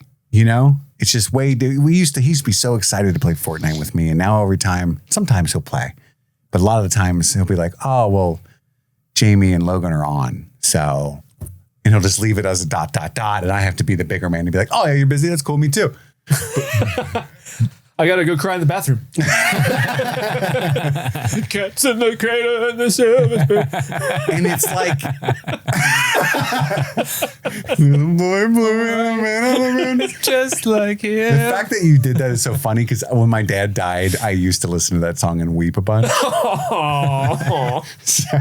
that cut me deep. That's so funny you said that because I have a traumatic memory with that song. Well, it's what the song's about, right? Right. It's because that song came on the radio when I was in the work truck with my dad one day, and he was like, "This song fucks me up because that's what life's like. Like, you're too busy, and then you want to hang out with your kid, and now your kid's too busy, right?" And like, my dad and I never really connected that much because of different things. Doesn't matter, but so I thought of that a lot. Mm-hmm. But yeah, it's like. What I love about this monologue so much is that's Hop acknowledging it's so important that you're too busy for me. And like, it's part of your journey that you do this. And even though it sucks for me, it fucking sucks so bad. But also not to make you feel worse, because my actual daughter's dead. So it like double hurts for me. A lot of pressure. Yeah. You know what I mean? And I think about that. Like, I got to let my kid go through this process and hurt my feelings and do his own thing and like make these mistakes because it's all part of how he's going to become whoever it is that he's going to be. I don't know. I just think it's just beautifully written. And David Harbour's performance of the monologue is so wonderful. It's brilliant writing because I've fucking seen this before. Mm-hmm. And it never occurred to me during that original scene in episode 2 that he like had written extra and stuff. Like, you know what I mean? Right. Yeah. It's just great writing. Yeah. Just that's all. No. Good shit. Beautiful. 11 cries. Joyce is there. It's time to wrap it up, kiddo. You've been crying in here for 3 hours. By the way, the fact that you rented a U-Haul is crazy. A cross-country U-Haul? Cross country? God, that trip is going to suck. Oh, for sure. An 80s U-Haul too? That seat is uncomfy. Woof. Ain't no AC. They can smoke cigarettes in there though. That's fire. That's true. So it's Joyce and 11 in the U-Haul, Jaybird and Will in the car. Mm-hmm. Is that the I think so. layout? And the no girls donation allowed. box was for Erica. That's so sweet. Yeah. Oh, yeah. That's a good review because they're like, here you go, nerd. And she's kind of like, actually, this looks dope. Yeah. I actually kind of like this. It's really interesting, like the way that this is edited together because it's like they show everyone hugging and them pulling away and then they go monologue back in time. continues and then they're like, oh, she's shutting the door and they're leaving again and yada, yada. Yeah. And they close the U-Haul door with finality. We get that last look at the house from Joyce. Oh, that look hit me. Mm-hmm. Just because that poor woman's gone through so day. much there. And just for her to close the door on that chapter in her life, literally. Yeah, the Christmas lights, the hole in the wall, all that stuff, the blood on the floor. And they probably didn't get top dollar for that house. Do you think Probably about $5,000, give or take. Do you think the realtors walking around like, and this is a Demigorgon was set on fire right here. There was a portal to another dimension on this wall. We had to knock that down to make feng shui. It's an open concept. Yeah. The previous owner's a little wacky. That poor dog is still in Chester's back there. They forgot Chester. Yeah, they didn't bury him. Where did Chester go? He died in between season 1 and 2. Oh. Canonically, sad. Chester is killed off screen. Dang. Or not killed, but he just Really dies. sad. Yeah. So Will had even more traumatic losses than we thought about. Yeah, he was saved from the upside down, and then like 4 months later, the family dog died. And then his stepdad dies. You know what I mean? Dang.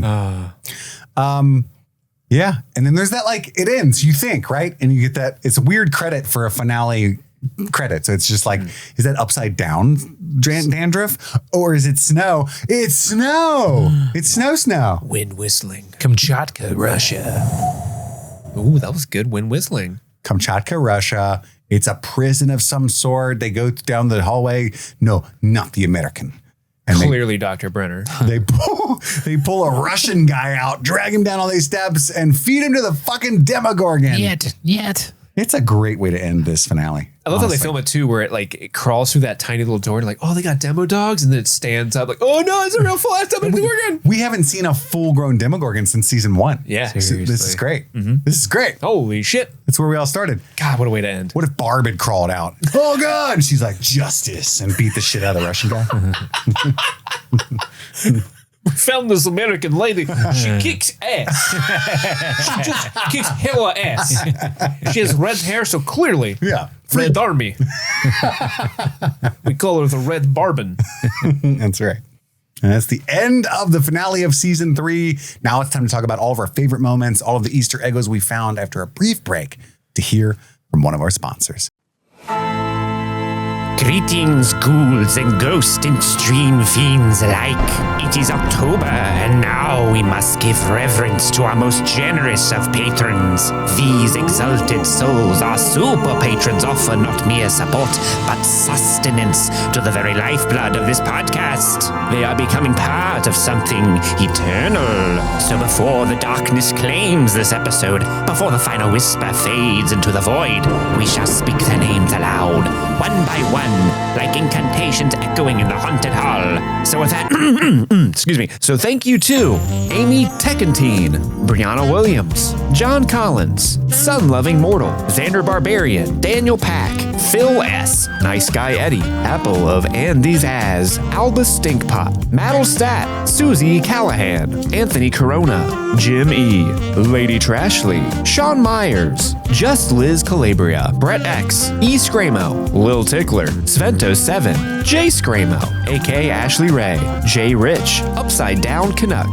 Big Butthorn, Josh Stitch, Jer, Kaylee Sampson, Rabbit Dog in a Barbie Car, Elpander, Charlie Friday, Alexis Adler, Peaches, Emmy, Haley B, Joe Velez, Trisha Bueller, Suzanne Rode, Sean Callahan, Jadinklage Morgoon, Jen Robinson, Kalisha Reeves, Paula Garcia, That Brenda, Aaron Armstrong, Who Do You, Ashley Powers, Casey McCain, and of course, Enza. So thank you all so much for supporting streaming things. And now, with that, let the reckoning begin. Back to the episode.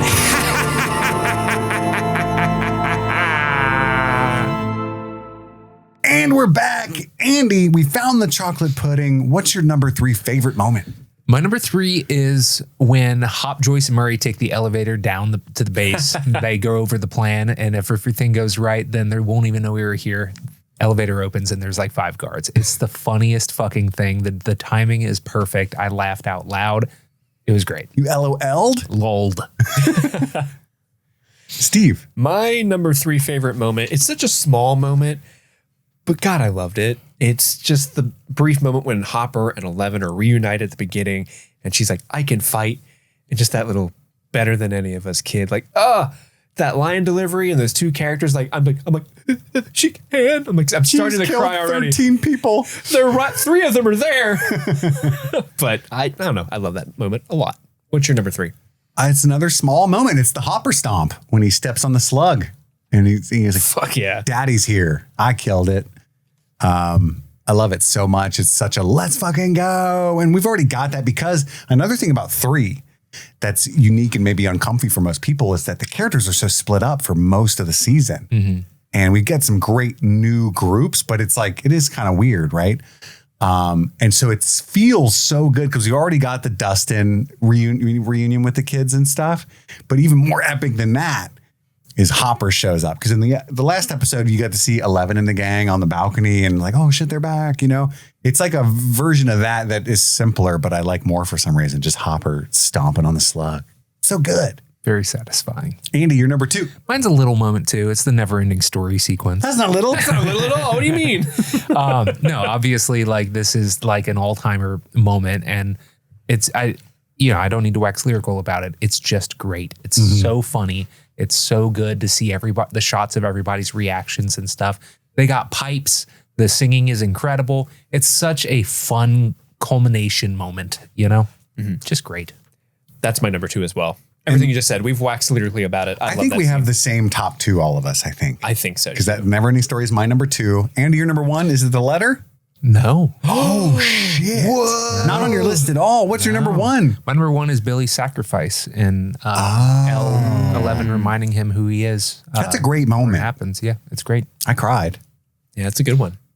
Oh, yeah, I Steve? love the letter very much. Ours is the letter from Pop. The letter, yeah. Up top? Yeah, up top. Boom. Yeah, just weeping for days. Weak high five. I'm still So crying about good. it right now. You are. You've been a real bitch about it. I'm not going to lie. Quit being mean. That is my number one. Let's get to our Eggos because there's a ton. This is the segment where we list out pop culture references 99% of the time from the 80s that are baked into the text of this show. We'll go around the room one at a time until we're out. I think we should we just do all like the posters and stuff at the video store? Get that out of the way. Yeah, one at a time. Let's do it. Andy. Oh, Lord, there's a million. There's so many. Firestarter. Great. But also, I don't know how much we talked about that as an inspiration for Eleven's character in general. I'm sure we did in season one. Season one, yeah. But just in case. Yeah. Steve. 16 Candles. Great. There's a poster and a VHS for that, I think. Correct. Of 48 Hours, you can see that movie on VHS. Yep. The Outsiders. Ooh. Yeah, there's that like little placard for him on the desk that Keith's on. Yeah. There's also a Scarface poster on the outside of the family video. Gotta have one of those. Gotta have Scarface. There's a St. Elmo's Fire cardboard cutout. But also, I don't think we ever talked about, maybe Steve brought it up and I wasn't listening or something. But the guy from that movie, Billy Hicks, is apparently a huge inspiration for the character of Billy, like the mullet and stuff. Oh, okay. That makes sense. So it's yeah. a double whammy with that St. Elmo's Fire and Billy's exit from the series. Zapped, which is about a teen that gets telekinetic powers. Ooh, I didn't even catch that one. Scott Baio. Yeah. Scott Baio? What a piece of shit. I guess this is the time period where like Steve Martin reigned supreme because there's a bunch of Steve Martin movies in this movie. So many. In this scene. But there's a Jerk standee. 1979's The Jerk. The Jerk is a classic. Alone in the Dark standee. Yep. Yep. The Man with Two Brains.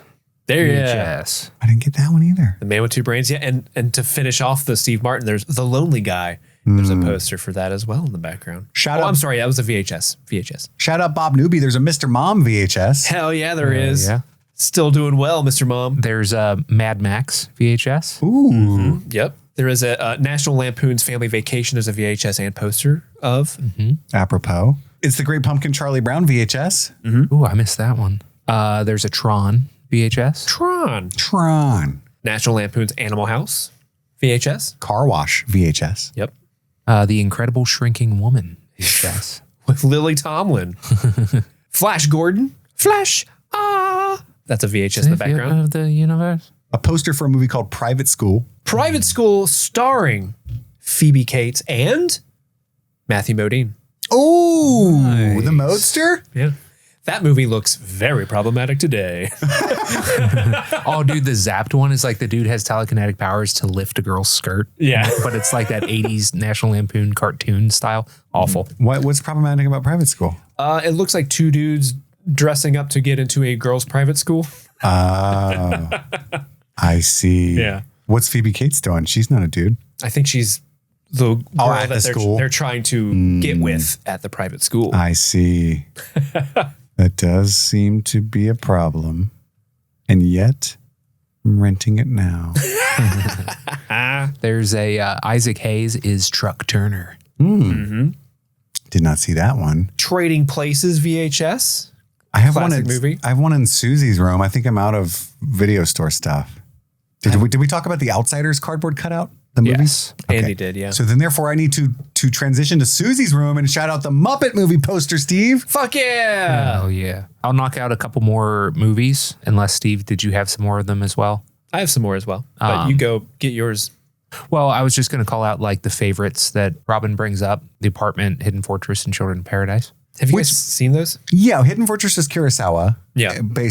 Star Wars was based heavily on it. Yes. The Apartment is one of my favorite Billy Wilder movies. That's a great movie. Love Jack Lemmon. I don't know Children of Paradise, the 40s movie. I wasn't familiar with that game. Yeah, that was the one that I didn't know that well either. I don't think I've seen it either. None of us are Children of Paradise fans. But the whole thing is that she knows ball, so I think I need to check it out now. It's a 1940. It's in the Criterion Collection, so that means it's pretty awesome. A couple of more of the movies I saw at the family video. There's a Supergirl VHS, the 1984 Supergirl. There's a VHS for the movie Tank from 1984. Obviously, the Fast Times at Ridgemont High standee that he bumbles into with Phoebe Cates on it. And then I just was nostalgic for this. The Be Kind, Please Rewind signed. Yeah. Hit me in the feels. The Wizard of Oz poster is Susie's, since I moved to Susie's illegally. She was also reading The Wizard of Earthsea by Ursula Le Guin, which is cool. Good book series. Have you guys read that book series? I have, but it was a long time ago. Oh, okay. I have not. I have not either. I as soon as she said it, I was like, star that, look it up. I don't know what that is. Well, this is a fun Easter egg in Susie's room that doesn't reference anything else but Stranger Things. But Dustin's hat from season 2 is on her dresser in the background. So he gave her his hat from season 2 while they were at camp. I thought that was sweet. That is cute. I don't have anything other major things from Susie's room. The rest that I have are obvious. Neverending Story, the alien when the mouth thing comes out, Weathertops from Lord of the Rings. Oh, yeah. Miami Vice. I mean, they don't even feel like worth calling out because they're so obvious, right? Oh, there was a Johnny Carson reference. I forget where. Is Dustin talking to Lucas and Max because they're making fun of him singing Neverending Story? He's like, you guys should be on Carson. Oh, yeah. Very funny. The Griswold family is from National Lampoon's Family Vacation. There's a big one. It's more of a season 4 thing, but it starts in the mid-credits scene or like the denouement. The idea of satanic panic in the 80s, it's called out in that little TV show on Channel 4, but it's kind of a big part of season 4. Mm-hmm. And then that's it. It's time for music, I think, right? Andy, you got anything? Yeah, no, I'm good. I have a couple more. Oh. I just think the Meat Flayer running around chasing them on the car, and also the when they're in the gap, and you called out War of the Worlds, but it reminded me of Jurassic Park. The kitchen scene is what it reminded me of in the gap. Totally. With the raptors in the kitchen. That's what I was reminded of there. But then also when it's stomping around T-Rex chasing the car. Yeah. There's the T-Rex chasing the car. Must go faster. And you forgot to expound upon your War of the Worlds thing. Yeah, well, it's just searching arms and stuff. I really only remember that from the Tom Cruise one, so I don't know if in other adaptations there's something similar, but straight up, like the searchy arms going through the basement and fucking I think the Shawshank being there. I mean, it makes sense because they're both Steven Spielberg. Spielberg's. Oh, that's so true. Other Steven Spielberg thing that I was reminded of is Indiana Jones and the Last Crusade. Specifically, like when Hopper shoots all the Russians and Murray's like, Jim, what did you do? It just reminded me of when Indiana Jones does a very similar thing and Sean Connery's like, look what you did, Junior, look what you did. But then when throwing the big Russian guy into the big machine reminded me of when he punched the big German guy into the propellers of the plane. Oh, yeah, in the first Indiana Jones movie as well. Also reminds me of Firefly when he kicks that dude into the engine. Yeah. Darn. Music-wise, we got Gold Rush 2 by Yellow. That's playing when the Scoops Troop is getting into the Todd Father. Higher and Higher by Jackie Wilson plays when Erica and Steve are doubting Susie's existence. It's what's playing in the car. The Russian Nightingales by the Red Army Choir is that Russian song that you heard when Hopper and Joyce are talking to themselves about being a good team. Obviously, we got Neverending Story by Lamal. Obviously, great work there. Who does that? Lamal? Are they a French band? I don't know. Lamal. Limahl. Lamal. Children of Paradise is a French movie, by the way.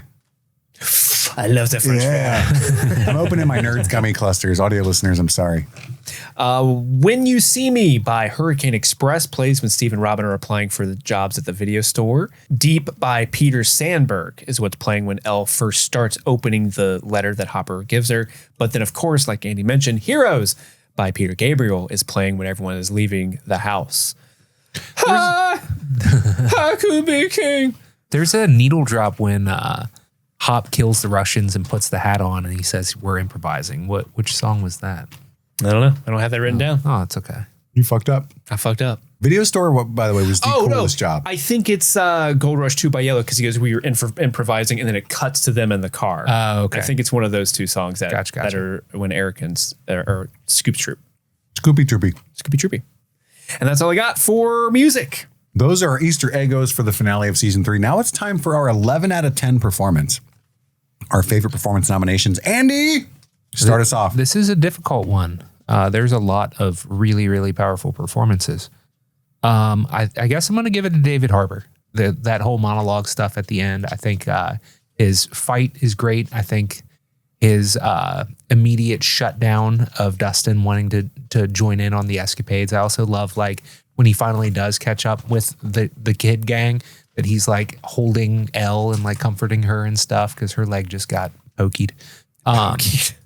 One could say pokeyed. But especially for his delivery of the monologue at the end.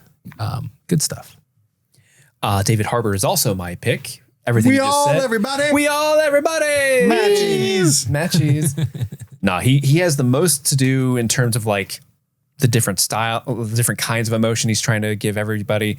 But everything he does hits. When he's trying to be funny, it's funny. When he's being sad, it's breaking your heart.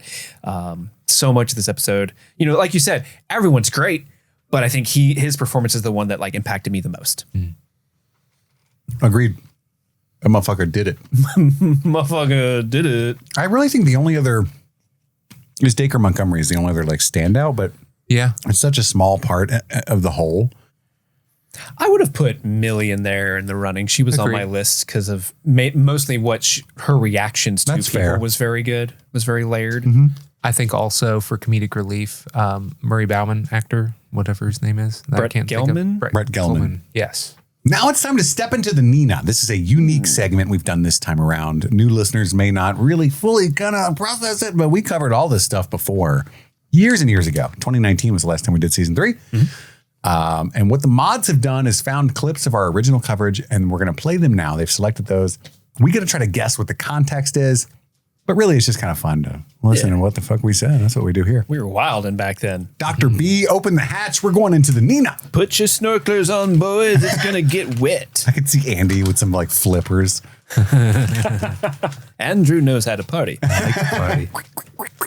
Let's do it. Clip number 1. That's weird because I think I can say with little to zero hyperbole that is my single favorite moment of Stranger Things ever. Oh, wow. Really? I think so. Ooh. It's got to be Never Ending Story. Yeah. Really? Okay. I love this. I'm going to go with it because I want it to be true. And that's a rock fact. Sorry, it caught my eye and it was in my head. Let's see what the mods write. They say, Steve mentions that the scene where Dustin and Susie sing along to the Never Ending Story was very controversial and many people absolutely hated it. Kit finds this interesting as it was his favorite moment up to this point in the show. Wow. Well, we were watching it live, right?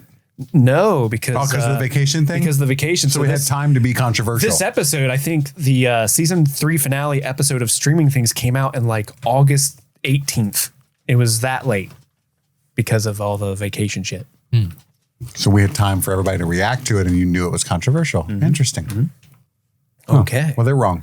They are wrong. Number 2. Andy, I love think hearing that's a people's plus one. I love seeing how people rank Star Wars because I have my ranking and I'm fascinated by other people's rankings. The only people I would hate is if they put like Phantom Menace or Attack of the Clones as their favorite Star Wars of all time. I would, ask someone to euthanize them. Oh, Jesus. Whoa. Dang. I mean, I don't feel that way anymore. I will think there's something wrong with you. Yeah, but we wouldn't kill them. Yeah, no, you can't do that. You used to wish death upon them. Back in the day. Many men.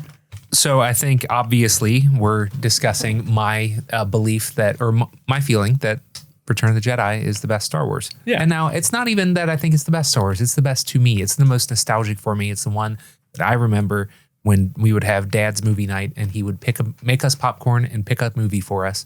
We often watched Return of the Jedi, and maybe Dad loved it too. I don't know, or maybe I bet he did. Just kids. It's the one with Leia in the bikini. Totally. We also love little puppets. You know what I mean? And the Ewoks running around and stuff. Lots of puppets in that one. Yeah, I really, really enjoy that, and I especially love, and I've talked about it at some point, I'm sure, C-3PO telling the story of the Star Wars to the Ewoks and making all the sound effects and stuff. It's so fun. So fun. Okay, yeah, let's see what they write. Andy is talking about when Keith asked Steve which Star Wars A New Hope and wondering if it was already been named A New Hope or if this was an anachronism. Oh, good point. Oh. This leads Kit to bring up how Steve is disgusted by other people's Star Wars rankings, but Steve clarifies that his disgust is only reserved for those that love certain Star Wars movies that shall not be named. Interesting. What do you So it wasn't name that them? at all. What do you name them? I did name them. Check out our Star Wars coverage from last year. Good fun. A lot of fun with Phil. Also, it's not an anachronism. It was re-released in 81 and with the subtitle A New Hope. He's got it. We were wondering if it being called A New Hope. Okay. Makes sense. Okay, clip number 3. Gatling gun. Ooh. Nailed it. Lost like another it. email. I have the best puns, guys. All right. Make puns great again. That was a good one. The Gatling gun. Like Gatling gun. I had to explain it for the dum-dums. So you were calling the laser thing the Gatling gun, I guess. I guess so. The gate machine. Discussing the scene where Hop and Joyce finally use Planck's constant to open the safe and get the keys to turn off the gate gun. Andy comes up with a pun he is proud of and potentially wins another vote or not in the current Streaming Things contest where listeners are supposed to email in which host they liked the most. I forgot we were doing that. I don't remember that contest at all. It was just a dumb joke I had. I was secretly actually just curious about, You're like, it's me, right? It's me, right? I got to know for sure. I don't think I won a very many of them. Clip number 4. Just wanted the radio end. Did you guys ever think maybe we made the vents a little too big? Because I think, hold on. You kicked me my little babushkas. Right in my babushkas. That's balls in Russia. Yeah. I was making a joke about How big the vents are. Yeah, that Murray can get through the vents is probably a bad move. They're huge. They're huge vents. You can fit 2 whole babushkas in there. 2 children and or 1 bald man. They write just as Joyce and Hop are about to very slowly switch the Gatling gun off. T2. Grigori comes in and he calls him T2. That's hilarious. And ambushes them. Instead of T2 making sure that Joyce and Hop are incapacitated, he decides to walkie-talkie his friends to talk to them about the vent size. That's funny. These vents are too big. We're funny. We're funny guys. Clip number 5. We have to do something. How about make very large vent? We have to make small vent in the where Americans are because they're stupid with your tiny vents.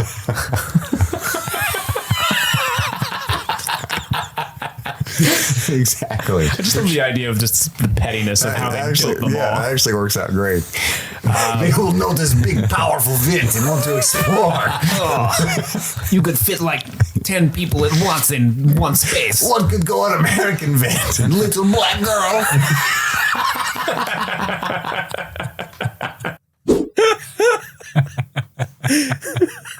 I'll trim that last part out.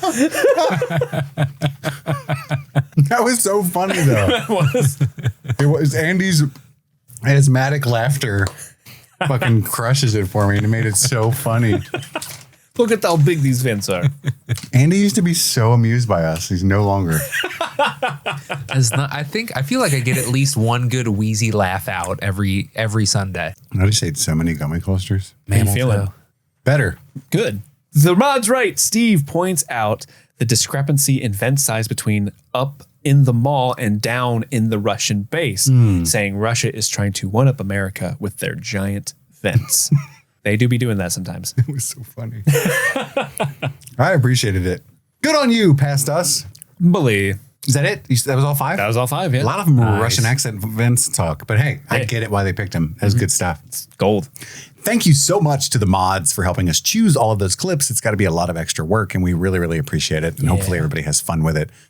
That's season 3 in a nutshell. We're done with that. But first, one last thing, of course, we got to figure out what unholy Mad Lib we created with all of our Snape words earlier. Oh, no. MadLibs. I forgot that we did the Snape thing, so this should be fun. Are you guys ready to listen to the story that you crafted titled Stranger Trivia? Indeed. And now, would you like to play the trivia game? It is a series of multiple choice answers, questions. Yeah.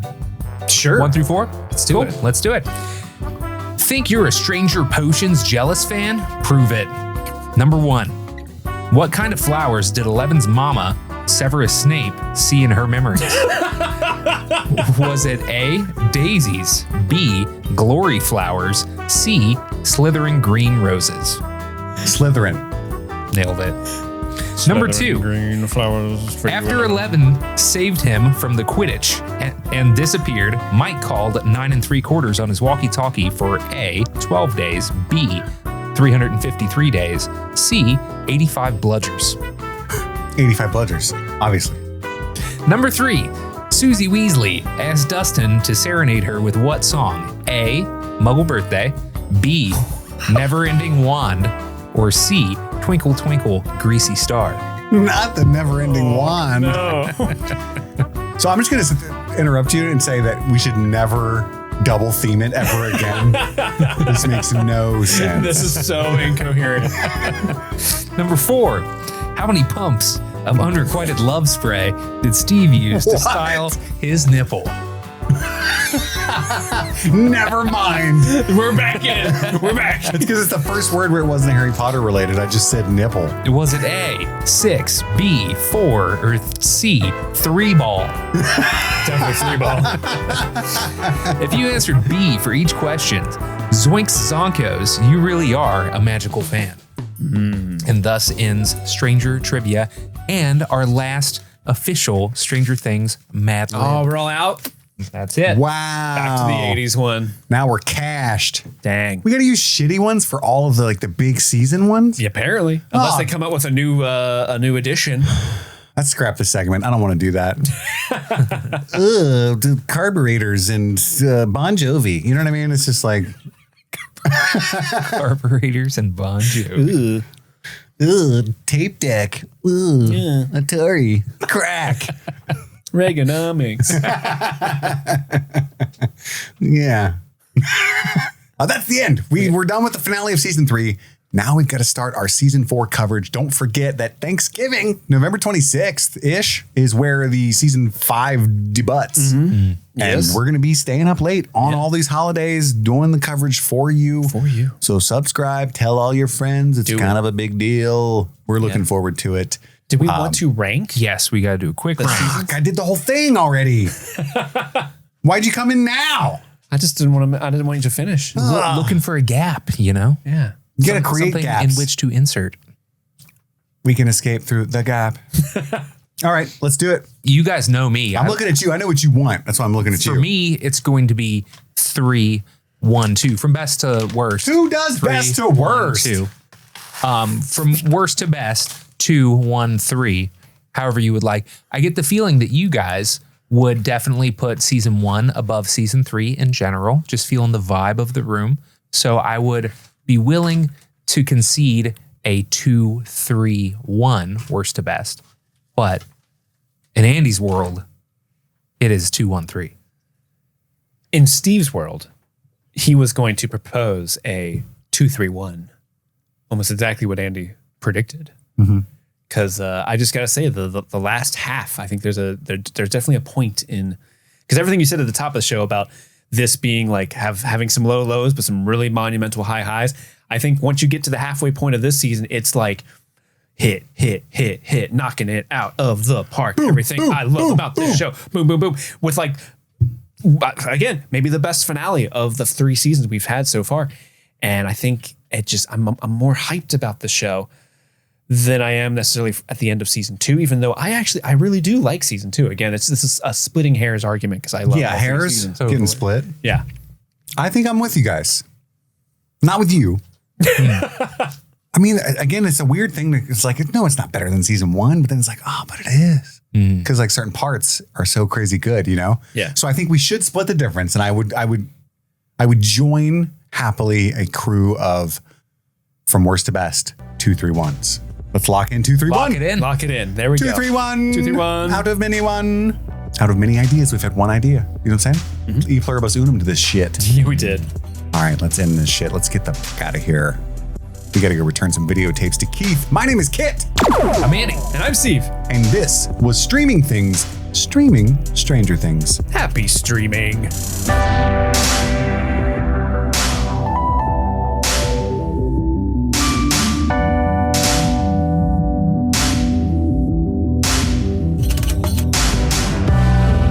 Thank you so much to the mods for all the hard work you do in picking out those clips. Hold on one second. I heard it. I heard it. It's all the juice from the gummy clusters. And I saw the look on your face, and I was like, I shouldn't barrel through. He's alarmed.